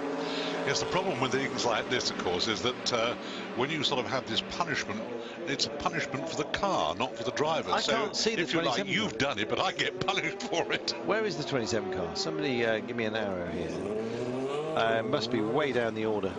But nonetheless, they're going to be further down the order for a goggle violation. There you go. Decision 27. Oh, it is. No, it's for the 60. It's for 66 and 27, yeah? No, it's car 66, steward decision number 27, so the stewards have made their 27th decision, and it's for the violation article 78. They're being very specific over through the night here. Yes. I think it's for the 66 car. It is the 66 car. There we are. So yeah, it's they've gone goggle-tastic, or not, in fact, and that's a disaster for them because they're pretty high up in pro. 4, 5, 6, 7, 8th place they were running in, so a solid top 10. They may well, they're not going to drop out of that because Beretta in the 71 has had its issues here. So even with that penalty, they should be okay. Looking at the Lotus 31 then. Yes, the LMP2 car. They want to run a fully backed series in LMP2 next year, program I should say. Well, that would be something. That's ambitious considering their problems now. Yes. They have got some fairly serious commercial problems, but one rather hopes they will survive. They've seemed to have survived for so long, I'm quite sure that somehow or other they'll manage. Well, I mean, in that situation, it's the Kodawa team who are actually going to be building and developing the chassis with some level of technical support, I believe, from James Key, who's the technical director, new technical director at Lotus, who is actually also involved with me in the GTE program there and has recently come on board. I don't know the level, and obviously you can't have factory support anyway in an LMP2, so I don't think Lotus themselves are actually going to be involved other than perhaps with a naming rights, but it's the Kodawa team that have taken it upon themselves to design this LMP2 and run it and sell it to customers. It's not going to be a factory team, it's going to be sold to customers as an option, I guess, to Lola, and I guess there is a niche in this market for them right now to sell another competitive LMP2, and we can see how competitive that class is at the moment, and so maybe there is some legs to the idea. It's a niche market, there's no doubt about that, and they certainly have had the experience to do so. Many years ago, in Chapman's golden day, so to speak, of course, they came here and, among other things, won the Indix Performance. Roddy McLagan says, still watching, enjoying it. Miss you and Mark Holding, DTM commentary. Roddy, I miss DTM commentary as well. It was jolly good fun, I must admit. Yeah, it was. We used to sort of go for it high octane, tongue in cheek, and it seemed to match the series perfectly. Maybe they just got a bit too serious for us and didn't like it anymore. Who knows? 13 hours and 4 minutes remaining here, and the 15 car is pushed into the garage. Once again, yes, busy they are. This is the Baguette car. Yeah, and they've got to get the nose off, and this isn't being a particularly easy job to do. It is one of those. It's one of those things again, isn't it? That we keep saying it, and it seems to be so true. Once you get into that downward spiral, once one thing goes wrong, it all seems to start falling apart. And sometimes they're related and sometimes they're not, but it all just seems to start falling apart. Can you imagine getting this kind of televisual access to a Formula One car? No. It's unbelievable. There we go. Something here, Zoe. That looks like another Corvette as well. Is that, tell me that's not another of the pro again, Corvettes, is it? We cannot see for the time being. It's nose in, isn't it? But it doesn't look as if it's nose in. That looks like, for me, it is the 74. Oh. It is. It's the 74. My goodness. That looked like the left-hander just at the left of Indianapolis before you turn left to go along to Arnage. It looked like, it's difficult to tell from that camera angle. Can we speculate suspension problems after scraping one home with a wheel off earlier? I don't know. It's difficult to say. I mean, he was doing reasonable lap times, so it's just difficult to say. When I went out just now to go and get Neville a coffee, because that's all I am really, is a glorified coffee boy for Neville, I noticed that I actually felt a couple of spots on my arm of what felt like rain, and I thought it's not really rain, but it is getting that sort of dewiness. No, it's because we started yes, under its own volition. He'll come back in. He'll come back in. He's going to make his way back in. Yeah, I was in Thailand once and actually said, Do you want to continue this story, Carlton? Is it raining? And the lady in the hotel said, no, it is Batwi. All right, fair enough. So, but it's got that sort of humidity in the air, and I know from experience... We do not wish to know that. Kindly leave the stage. The track gets slightly greasy at times like this, so let's keep a watch out for the 74 car as he comes into the pits. Simon Dodd said, I'm absolutely gutted that neither Toyota is going to finish. That would be battle number one as far as I'm concerned with Audi. Yeah, absolutely. A lot of us a little bit peeved by that, but they gave it a jolly good show, didn't they? A jolly good go. Yes. Yellow lights are blazing, and I believe it's the 74 Vette here. Coming back, that is the Corvette coming back. No, it's not. It's a Porsche. It's a Porsche. It's a 55 Porsche. You're right, too. Yeah. Yeah, and there he is. That's in trouble too. He's pulled up onto the grass. He's got bodywork damage here. I don't know whether it's a puncture. He's just thrashed it to bits. Yeah.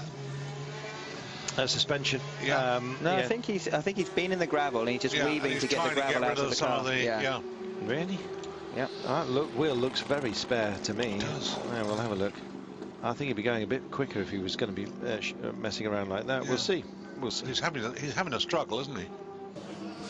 Paul Lightfoot says, enjoying this Le Mans. Just breaking out the chocolates. What's the matter with this? Thanks for that. Johnny, I wonder, what is the matter with this?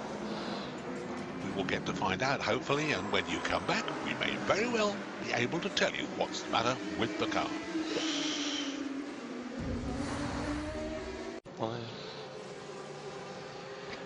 Welcome back to Eurosport. I'm here, Johnny Molan, with Carlton Kirby and Neville Hayes, and we've just seen go past our commentary box. You won't have seen it on as we see the retirements here. I'll just run through that in a moment. The 74 car of Richard Westbrook, which we saw, I believe, go off at the left-hander at Indianapolis and nose into the barriers. And he's just come in pretty quickly, I have to say, down the pit lane, Carlton. A little bit of sparks coming out from under the nose of the car, and we now cut, no, that's the 50 GT Am Corvette, so who are second in class, but hopefully soon we'll cut to the pit lane and you'll see Richard Westbrook car, and I'm sure it must be related to that incident where we saw them lose the left rear wheel. Because, definitely. The pit boxes are all in line at Corvette. Here we go. There it is. Yeah. Doesn't look like there's any real damage to the front at all, but there were definite sparks coming out from under the front as he came into the pits. There we go. They're going to deal with it. And they're going in nose first, which means that's where the trouble is. Absolutely. Yeah. John Brooks, the photographer we saw, just wandering past there. Johnny Molan, great coverage and commentary on Eurosport. Keep up the good work, said Ben Merry. Very kind. There you go. Thank you. And the rest. Harry Wilson says, great commentary tonight. Just how busy does it get? I'm thinking of coming down next year. It gets very busy, Harry, but you know what? It is worth it, and the busier the better. In fact, it's a little bit quiet this year. There's plenty of space for the busyness, isn't there? Yeah, exactly. That's the point. It's not like you're crammed in like sardines busy. Now please, can we clear this up? Here is number 15. Now we're working at the front of the car. Now we're working at the front of the car. Well, they're actually putting back on the under tray. No, we're working at the front of the car. This has been going on for a while, and I'm not quite sure. I suspect that front suspension has been stripped out and put back together again. That's my guesstimate. 58 Ferrari. Ferrari having a good old time of things here. They lead the class. Fisichella, who have binned the car, don't forget, and caused the complete rebuild of the 51 car, that is. We're not looking at that right now. That's the 58. That's Frankie Montecalvo getting in there. This is his first ever Le Mans. Frankie raced in the American Le Mans Series with Gunnar Jeanette, one of my old teammates, and Pierre Arret just getting out of the car and Frankie getting in, and they're fifth in the GTM class at the moment after that pit stop. We're bringing people into the family. Colin Tidd says, this is my first ever tweet. Yes, couldn't make Le Mans this year, but my friends at Smash Dot Racing Team are there driving it home. Good. And nice, we've encouraged you to get on board, indeed, with the messaging tonight. As we take our leave in around about an hour's time, Neville, you won't be flying solo. I believe you might have Stuart Hall with you, and Chris Parsons is coming in. He did the Group C earlier on today. Yep, it has been said, yes, Stuart Hall. Here's the man who started out with a drive eventually, and then didn't get much of a drive because it all went wrong for him. Real Great shame. promising, nice lad. So I knew his father very well, also a very competent driver, but I really hope that he does get a better chance than he had this year, because things didn't go well at all. Absolutely. Brian Goodjohn saying, can we please have a Brundle summary update? Yes, the Zytek is running 20th. He's, to be honest, it's Alex driving at the moment. It's Alex at the moment. It's not been a great run for them. They've had alternator issues, as many of you have told us. And he's 12th in class. I believe they actually had to change a belt on the alternator. I got a bit inside info from my engineer from last year on that. So it was a genuine alternator. Genuine is alternator. Carlton was saying earlier on, the cynic that is Carlton Covey was saying earlier on that alternator covers a multitude of sins relating to engine failures. But in this particular case, I believe it genuinely was an alternator. Well, if you're going to have bad luck, get it out of the way early, and that's exactly what the 51 Ferrari did. The rebuild was clearly a success. The fact that they had to make their settings changes in action, as it were, hasn't hindered them at all. They lead the Pro class. Leader of P2, it's Ryan Dalziel at the moment in the HPD. And in fact, we see HPDs 1 and 2, because the P1 HPD powered machine in the hands of Chanduk is just behind. So the P2's just embarrassing. The HPDs, you would assume, the wrong way around for the time being, but the 44 car doing a tremendous job. And we've got a yellow flag at Marshall Point 42. Find out what that's about in a few moments' time. We'll get the security cam pictures that are being used in half the track because they've shut down the TV HD, if you like. For security reasons. They always do it at night so they can lock up the it's the 58 car has taken a spin. That's the news. I'm trying to sort of adjust myself to the fact that I think that there is not much more than a couple of 3 minutes between the leading car and second placeman, and I've got a feeling that that gap has closed. Martin Brooks says, how many punctures? There's not too many punctures this year. Have they changed the gravel? Yes. Yes. Split flint is not good gravel. I don't know who ordered that. And in fact, if you get gravel that where the pebbles have shattered, that can also be like little knives. Yeah, we've had far fewer punctures this year. Yes, absolutely, and it helps. Obviously, as well, I think to some extent it helps that they've resurfaced going through the chicanes, which gives you more grip and also means that people aren't cutting the corners quite as much, and that's not bringing the pebbles actually onto the track surface. Yep.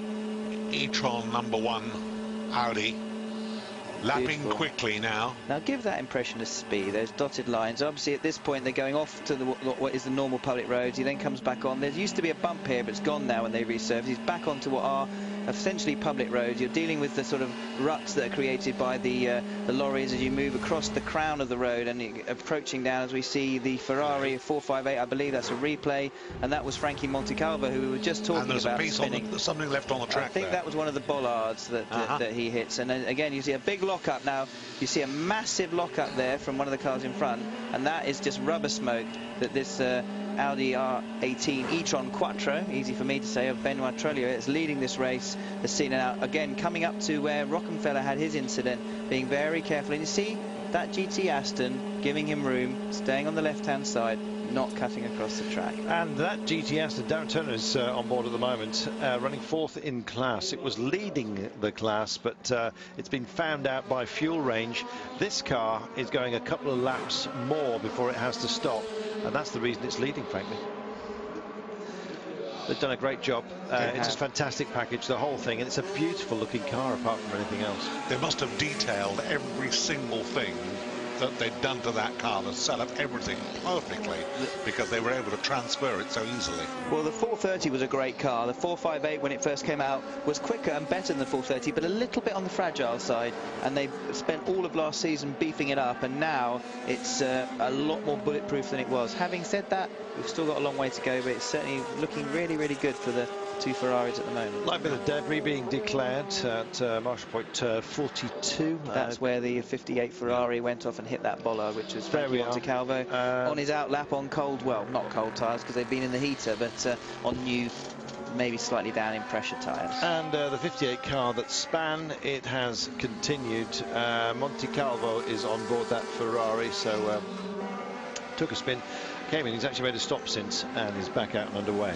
Yes, they're making Porsche smart a bit, aren't they, Ferrari now? They are. Yeah. In fact, we've hardly said anything about Porsche.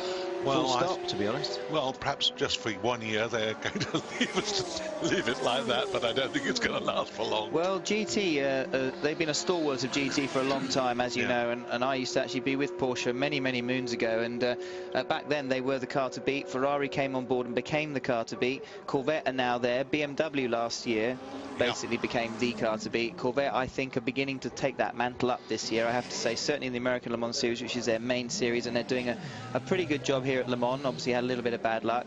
I think Porsche, with the LMP1 project coming back in 2014, maybe won't be quite as interested. They still make good money out of the GT side, so they'll be obviously keep it going, but they maybe won't be putting all their thoughts and resources and ingenuity into the GT side. I wonder, boys, whether the fact that they are apparently moving in 2014 to a mid-engine car to replace the 911. Finally, they're going to say, look, we've taken it as far as we possibly can. We're going to lose the silly back seats, which are only good for hamsters anyway, and we're going to move the engine a little bit further forward, approaching mid-engine. I just wonder whether they're sort of thinking that way in the motorsport department, and things have just been held up a little bit. Could be, Carlton, as we saw there, a very slick-looking pit stop for the leading LMP2 Star Wars Motorsport Honda HPD. I've got Porsche on the brain. Now I understand what Murray Walker feels like, you see. Yep. It's harder than you think, this commentary, Lark, isn't it? Sorry, Damon. He said, "You guys, it's happened. Catching, isn't it? Started. You're doing an amazing job, entertaining. Been watching from the very start. Thanks, Damon. Good to know." Andrew says, "As the voice of the Dakar, that's me." He said, "Would you think the buzzer sound to warn of slower cars would help to warn the slower cars?" He's talking about something called the Sentinel system, aren't you, Andrew?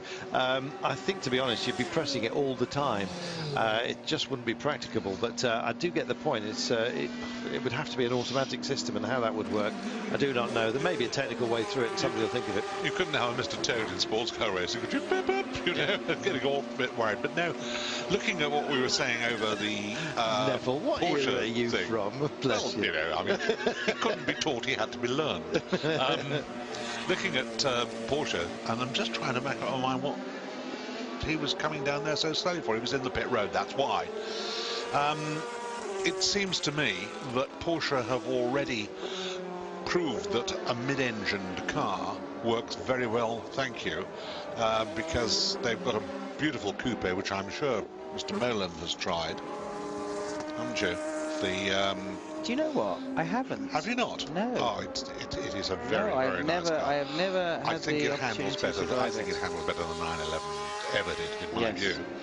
And I would suspect that Audi, obviously in the first three places, are we going to get a sort of fight between Audi and Porsche, part of the same group? What an amazing sight that's going to be. Absolutely, and I think we will, and I think there are other manufacturers out there, and as Carlton was saying earlier on, even though they're only coming in with engines, a lot of the Japanese manufacturers are coming in, as we see again the 58 of Frankie Montecalvo coming back in yet again, and again this is the same old story. One thing goes wrong and it all seems to start going wrong completely, and just like a downward spiral. That car looks like it's been in somewhere. He's lost its rear wing. He's been in hard on the left. That's been in hard. Yes, that's been in hard somewhere. Yeah, so he's got a lot of damage. He's there, lost it trying to make up time. Yeah, he's gone out, spun, had a problem, come back in, gone out again, and stuffed it into a barrier. He's got a lot of damage on that. I feel sorry for Frankie, but that's again the inexperience. He's a good driver, but just not experienced here at Le Mans. And the conditions out there at this time, they can get treacherous. It is a tricky place at night, and you have to remember as a driver all the time that nothing ever beats this place. This place is king, and it just allows you occasionally to get away with things. And we were saying what a beautiful looking car it is. It looks, it looks all right from the right just from that side. Snap. We shouldn't laugh. We shouldn't laugh. No. I mean, this is heartbreaking for the guys. I mean, they've spent the whole week here and the test days preparing this car. And as a driver, this happens to everybody. You feel awful, especially if it is. I mean, maybe you had a failure, but if it is your fault, you feel even worse because the guys have worked so hard. There we go. Yeah. This was the moment. I think that's the moment of escape. I think he's just finished it, yeah. And and that's the debris. And that's his rear wing. And you just feel like it's so hard to put your guys through all that work and then let them down. And you do genuinely feel like you've let them down. Look at some spaniel eyes looking out there. Yeah. The only thing worse is that when you have a misfire and bring it into the pits and say it's misfiring, and the man said, yes, I know, you just put a run through the side. And that actually happened as well. Yes. I've been watching Le Mans for years, says Zach Hansen. It's a brilliant race, and this is no doubt. Everyone thought this was going to be a bit of a procession, and the racing has been fantastic, particularly amongst the AM class, to be honest. The GT class, I should say, Pro, has been absolutely enthralling, and the AM. And in fact, Porsche are leading the AM with Pons at the moment, the 67 car. We've seen him come in with a couple of stops off the lead, and he's maintained that position and is looking like, well, he's looking comfortable. There's still not the halfway point reached yet. Let's not forget that. That will happen in 45 minutes as we hit 3 a.m. in the morning. So I'll tell you what, let's take a break. We'll go and get a couple of cups of coffee. And you do whatever you need to do, but whatever you do stay with us. We'll be back in just a few moments' time. Welcome back to Le Mans. Welcome back to work that's going on one of the Corvettes, the one that had its moment a little while ago, and we've got a Ferrari that is similar, walking wounded. Nothing terrible, nothing dramatic in the terms that it can't be done, but it all takes a little bit longer, and you're afraid that it might all happen all over again when it goes out again. It is dramatic for the 74 car. Clap's leading and now finds itself... That looked like a gearbox they had stacked around. That was a gearbox? I can't understand.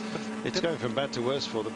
Here's a driving question. Can I just get this one out? Barry Smith says, Johnny, how do drivers judge distances at night when they can't see the apex until they're almost on top of it?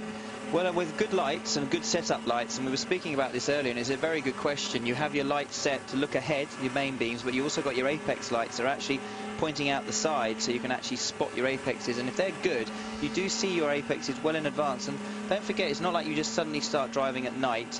You've driven this track quite a few times before you get into a position to be driving at night, or sometimes you're even lucky enough to be driving into the night. So you've got your rhythm, you kind of know where you're going already. It does tend to slow you down a little bit, but you make up for that by having a little bit more downforce because it's cooler. The engines are running a little bit with more power because, again, it's cooler, so they're liking that. So quite often at night you can actually turn quicker lap times than you can during the day, purely and simply because although you might be losing a little bit under braking zones and on your turn-in and your minimum speeds, you make up for that with a little bit more power and downforce elsewhere. Robin Putnam says, was the Nissan Delta Wing any good? You know, it depends on what job you think it was out there to do. In terms of publicity, it was massive. Yes, magnificent. Yeah. And in terms of proving a point, I think they did just about enough to prove a point. Obviously, they would have loved to run clean for maybe... I think the perfection for them would be come here and run the first 4 hours clean. Yep. And that would have been miraculous. They didn't quite manage that, but they still, I think, proved a big point. And I don't think it's the last we'll see of the Delta Wing. No, I don't think it is. I think it was very quick. It's very light. It's very good on fuel. All the things that would seem to me that is a portent for the future. Just whether it's pure application terms, I'm not quite sure. But competition-wise, yeah. Outside that, I'm not sure. Very unfortunate. We're looking at the number 38, Jota Zytek there. Looks like he's ripped the front splitter off on the right-hand side. I don't know who that is in the car. Is it Simon Dolan? Yes, I think it is Simon Dolan. And looks like he's hit something and knocked. Yeah, you can see there, knocked the right front splitter. Damage to that. That should be fixed relatively quickly. Actually, it all comes off in one piece. You can see the air cooling ducts there at the front, so they'll pop that back on. I shouldn't imagine this will take too long.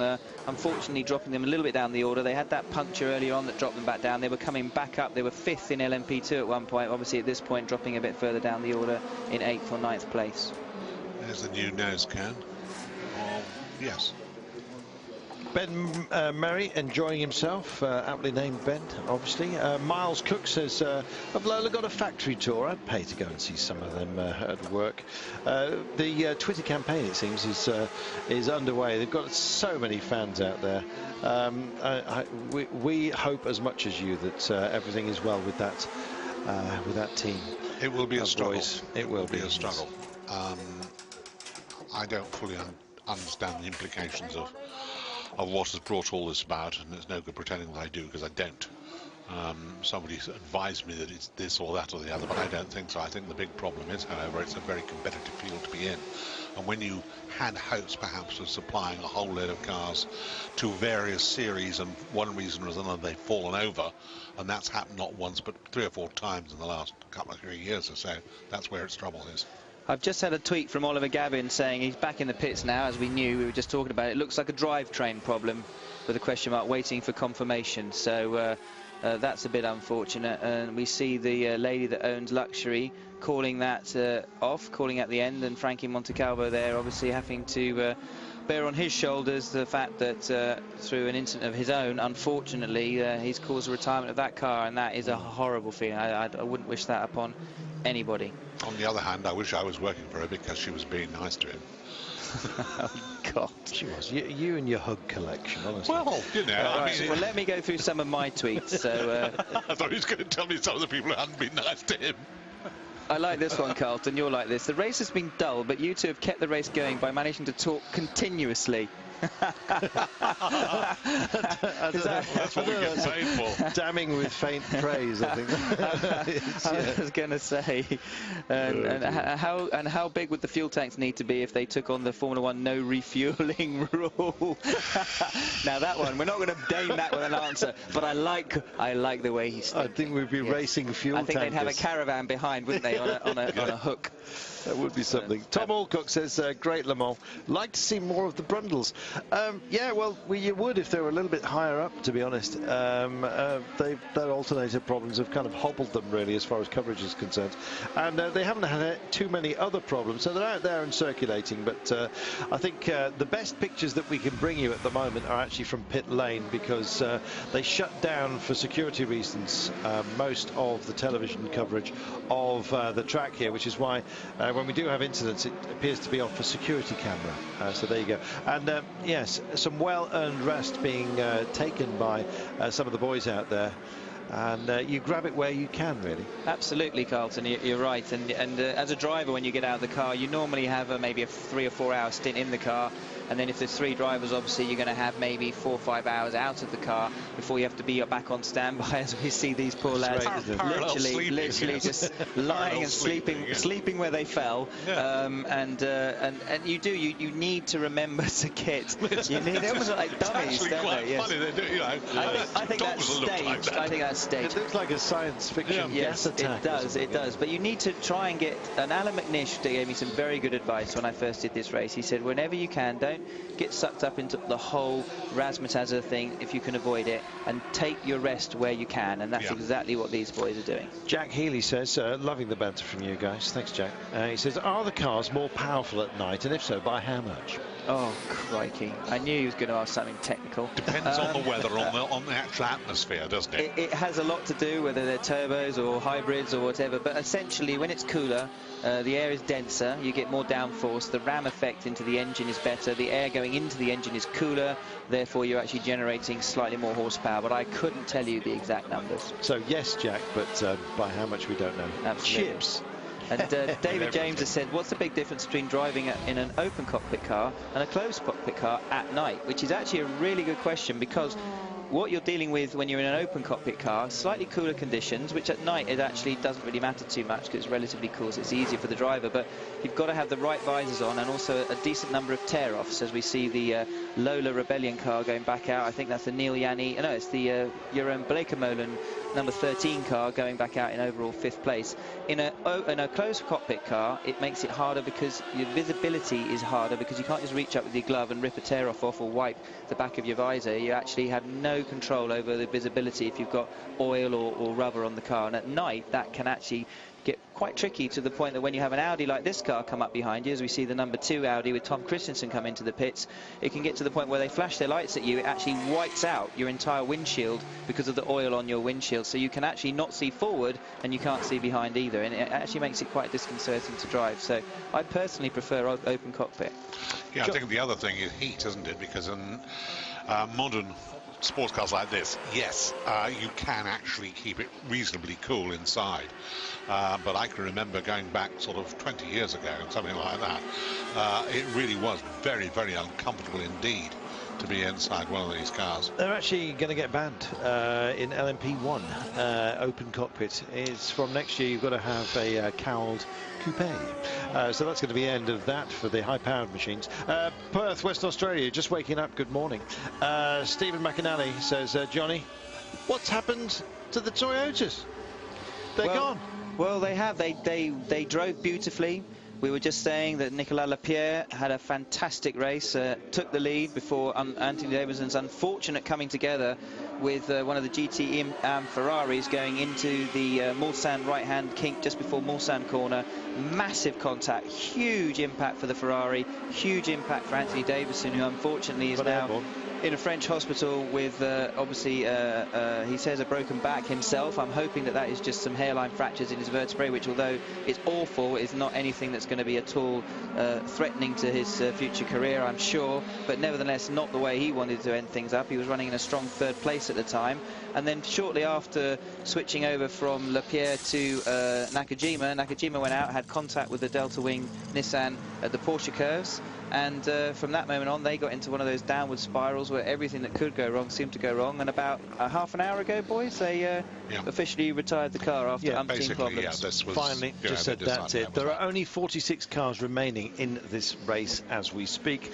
Our leader is Trullier in the #1 Audi. It's the hybrids numbers 1 and 2 that are in exactly that position. Audi filling the top 3 places. Bononomi in the 4 car is there.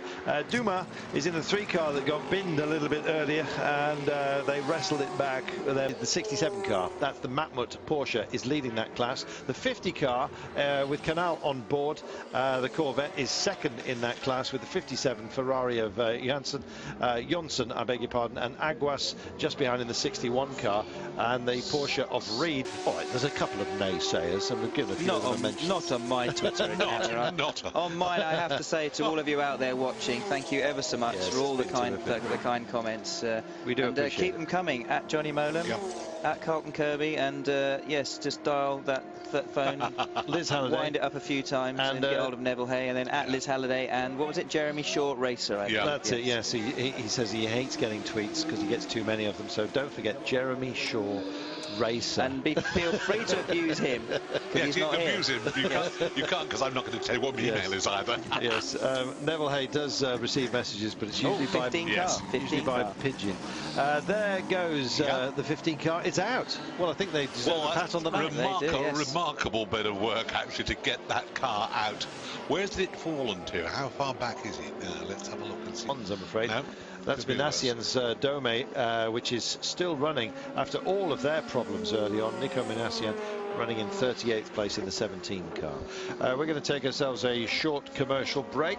We've got more treats to come this evening. Chris Parsons will be slipping seamlessly into the commentary position in about half an hour's time. Then we will be joined by Stuart Hall as well.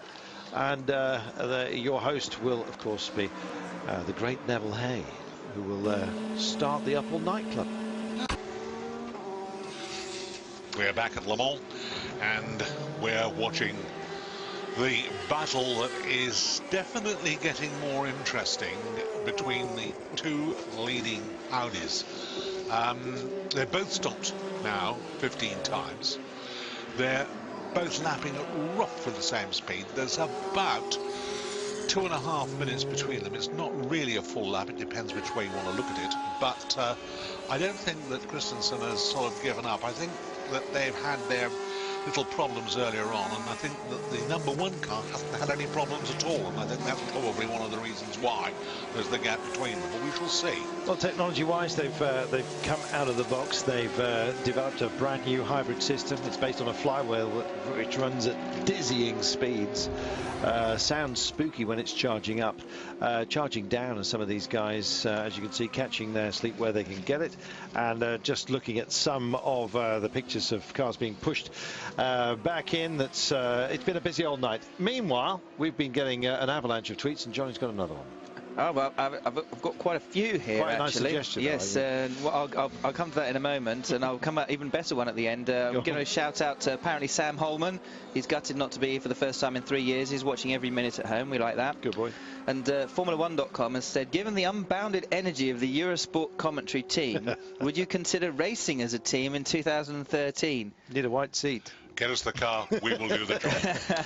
And finally, this I'll ask Carlton this. If you could bring back, and Neville, if you could bring back any past Le Mans car to race now, what would yours be? Now, I think we'll sit back and wait for Neville to go first. It'll be an hour and a half. No. I'm just going to say one car. I'm just going to say one car. Go on, be the same. Long-nose D-type. Okay. Carlton? A GT40. I'm going to think about mine and mention it in a minute. You're going to say Delta Wing, aren't you? No, Chris is here. No. Chris, he's standing in the back there. Which car would you come back with, Chris? 962. 962, there you are. Yep. It's another one you can't pick. Good choice. Good choice. There you go. Do you know the cars that I had a great fondness for, actually? Are the Werner racing machines. The canoe projects, as I used to call them. One-piece bodywork that had to be lifted off by helpers. And, yeah, they used to do some amazing things. Almost cartoon-like. Such a shame. We've just seen the number 22 HPD P1 car, Karen Chandhook at the wheel, who I was just about to say are coming up and were going to put themselves ahead of the HPD P2 car to take 7th place overall, just being wheeled back into the garage. They've had some ill fortune. Peter Dumbreck on board had a puncture, as well earlier. Yeah, had himself a puncture. But you know, you've got to ride your fortune. We've said this, it stacks up against you occasionally. Absolutely, yeah. And if you don't give up, if you carry on against all the odds, you know that 51 car that leads the pro class, they could have given up. Yes.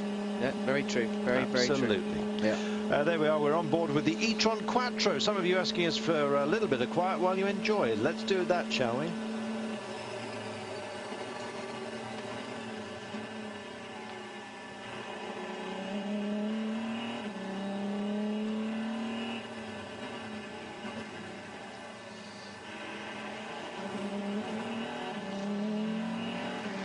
Whoa, we're going to cut away from that three-car incident. It was one coming into the pits, two out-braking themselves, and it's another Corvette that's actually taken the spin on the entry onto pit lane. It's right in front of our commentary position, so forgive us for that.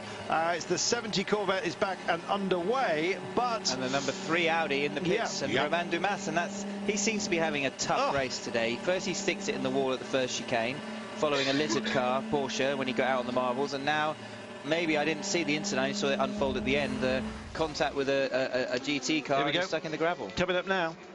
There you go, cars flashing all over the place, and you'll see the Audi suddenly arrive at the other side of this Corvette. There he is, he's actually stuck in the gravel. That was almost in exactly the same spot as that Corvette. I don't know whether they chucked up any gravel, which may well have added to that incident, but the 3-car is beached in the hands of Dumas. He's quite lucky. I think he can actually make it back to the pit lane from here. He can if he can get out of the... They'll pull him. They'll pull him to the left, and they'll put him on, and then he'll be able to come in quite easily. But it's a good job they've got 4 cars, isn't it? It is. It most certainly is, and quite lucky for them as well. That here we go. Here we go. Here we go. Let's have a look. So, wow. Your guess is as good as mine, to be honest. That looked like contact. Did he get tagged? It looked like it. It did look like it, yeah. But again, taking unnecessary risks, trying to go around the outside, that's always going to happen. I remember in the Zytek at Silverstone in the 1000k race, I'd been not going around the outside of anyone at Brooklands. That's why. He was only a lap down on Bleekemolen, and he was pushing to get back into P5. But even so, I remember thinking, going around the outside of someone at Brooklands, I'm thinking, I'm not going to do a GT car around the outside, I'm just going to wait. And I've been doing it all race, and the one time I decided to go around the outside of Dominic Farnbacher in the Ferrari, he clipped the rear of my car, had a left front puncture, apparently, just as I went past him. Apparently, that was his reasoning anyway, and knocked me into the gravel trap and took me out of 6th place overall. And it was basically through my own impatience that cost me it, even though I didn't do anything wrong. So again, at this stage, I do understand, because they're miles down, so in a way he's got nothing to lose. But nevertheless, it seems to be happening rather a lot. Yeah, I'm just wondering why. Oh no, it was just the fact that they pulled him back in order to get past the car in front. Number 1 Trulia car just had to reverse a little bit. It's Fassler on board it now, just to get by the map. They're running like clockwork, aren't they, Carlton? Yeah, that number 1 car. They are, and the 67 is as well, leading the AM class. Pons is on board right now, just about to exit. Fantastic. We're not even at the halfway stage. We will be in about 20 minutes when Chris Parsons will be joining us, and then the fun really will begin. And you saw a shot there just then of the number 1 car going out with Marcel Fassler at the wheel. You just saw a shot looking down, and you could see how there's a little narrow ribbon of gravel, or rather, sorry, there's a little narrow ribbon of track in between the gravel now going through the Dunlop chicane, and that is pretty much what the car is going to be seeing when you're out there in a lot of the chicanes. As you see all the gravel in front of the number 3 there as he's pulling across and out onto the track, you're going to be getting a situation where basically there is a narrow line. If you get off that line and get onto the gravel, there's no grip whatsoever. Well, he's lost himself some time.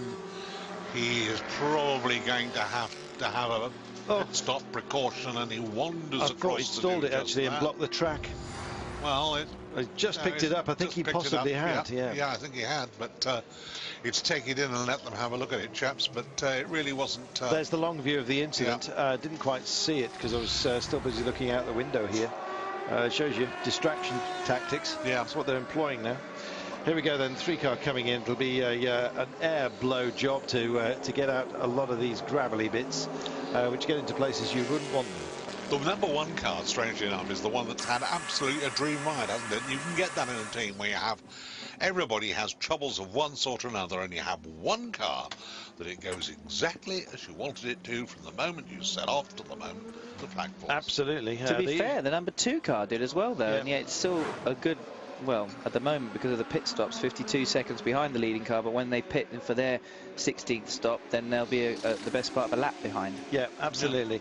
This 3 car was trying to get back at the Bleekemolen car, the 13, trying to just make up that spot, get into 5th place, so at least they could have 4 cars in the top 5, and maybe just hope that Neil Yarney's Lola, the number 12, got itself into a bit of bother.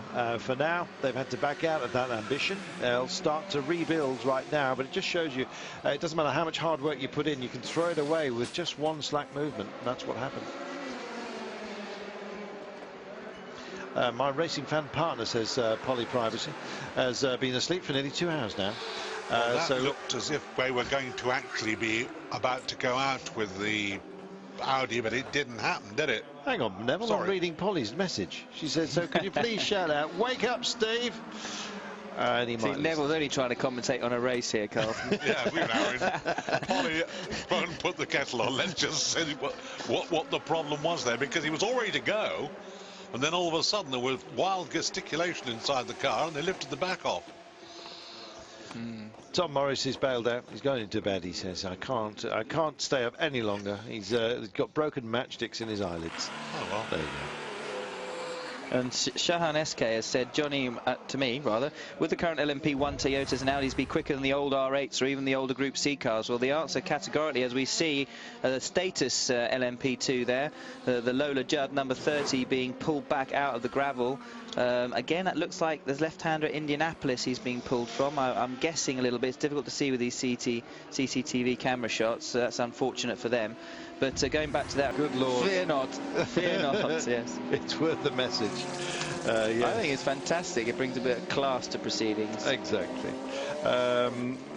Yes, I've just got down to that lovely tweet from Formula One asking us to form a team. Yeah, we'd love it. Can you imagine the driver changes? Can you imagine you two slugging it out? Oh dear. Can you imagine... Carlton, hold my walking stick. Yes, thank you. I just put my other glasses on it. That's right. Yes. Where's this seat from? The sofa workshop. Yes. Hello for Adelaide, Australia. Enjoying your great commentary. What happens to the damaged body panels after being replaced? Well, I've just got one saying they can't hear us anymore. They've pulled the plug on that, Johnny Molam and Carlton Kirby. Have a look at this that is happening in front of us now as the think we are back status car comes in with, I would say, a few bits missing. Yes, I think we had a sound hiatus, so sorry about that. I understand we are now you are now hearing us. If you wouldn't mind just pinging us a quick one saying, yes, we are now hearing you. You went away for a little while. I had a soundman just saying, Carlton, can you hear me? And then went, oh, OK, and I assumed that was yes, it. Good. So we're back up. And back with the status team. Looks like the front took quite a knock there, and they're just sorting things out. I don't know who was in that car. Can we see who was in it? Where are they?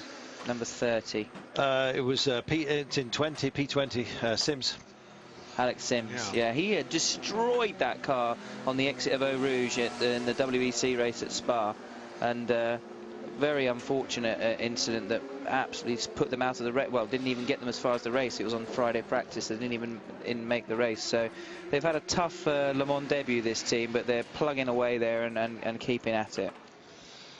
It looks as if they've got a fair number of problems there to cope with. And one thing somebody's tweeted earlier on, and we were talking about tyres, and it's a good point to bring up again, as you get to the night time, and we're well into it now, you do change tyre compounds. The ambient temperatures drop, the track temperatures most definitely drop, and tyres operate within relatively narrow temperature windows, operate at their most efficient, and so it's important to be able to run and have available to you a softer compound of tyre to run during the cooler conditions of the nighttime, which allow you to actually run with higher levels of grip to what you would normally expect to do. And it also means you can switch the tyre on in terms of getting the temperature and the pressures up to generate as much mechanical grip as possible.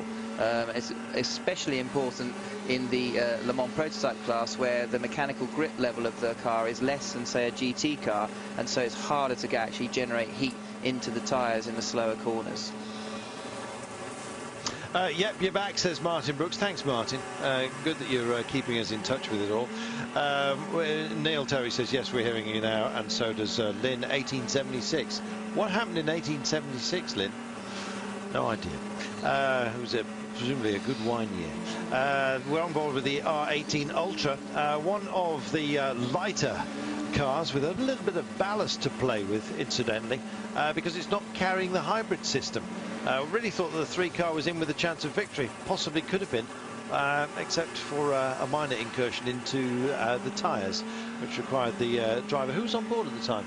Can you remember who was on board the 3 car when it crashed? Romain Dumas. Romain Dumas, oh, yeah. Right, well, he's back on board right now. Famous for his strength, actually. There we are, certainly is. He actually managed to pull that car round off the barriers on his own, I think, from outside. Well, I think it was just the front bodywork that he pulled off, but effectively, yeah, I think that was the thought of Dr. Ulrich. What he was going to say to him when in he the got pits, I think he wanted to do his best to bring it back in and keep the car going. Yeah, he could probably have carried the damn thing. I think he was so frightened about the implications. There you go. You've all been extraordinarily busy out there. Thank you very much for your company. It's almost time for me to sign off for the evening. We'll have Stuart Hall coming in, but is it your time to my mammoth stint, my 6-hour stint? There you go. I went beyond the legal limit of a driver. Hey, you did all right. I did, yes. Yeah, I'm still here. I'm still bright-eyed and bushy-tailed, as my dad used to say. We've got 10 minutes left. The coffee's clearly working. 10 minutes left, and then it will be Chris Parsons joining Neville, along with Stewie Hall, I hope. He is due in anyway. Well, he looked frightened actually when I said he got to work with me, so we'll still have. We'll see how he copes. Yes, do ply him with questions. Jeez, look at this. There's number 3 again playing with fire with the GTM Ferrari. They really 81. are trying. Really are trying, aren't they? But the problem is that it's.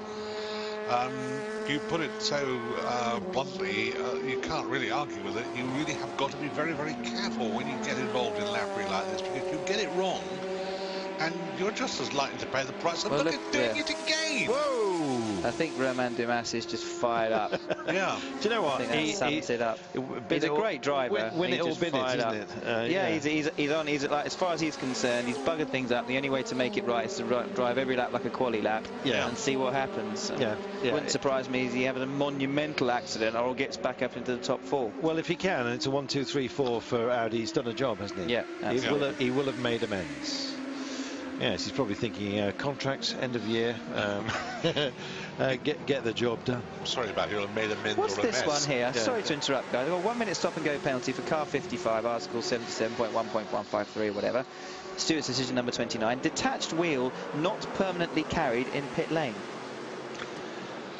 Maybe the detached wheel, so a wheel that was taken off the car, was actually not physically carried to the safe zone and was actually rolled away. They could have actually put uncontrolled wheel rolls away.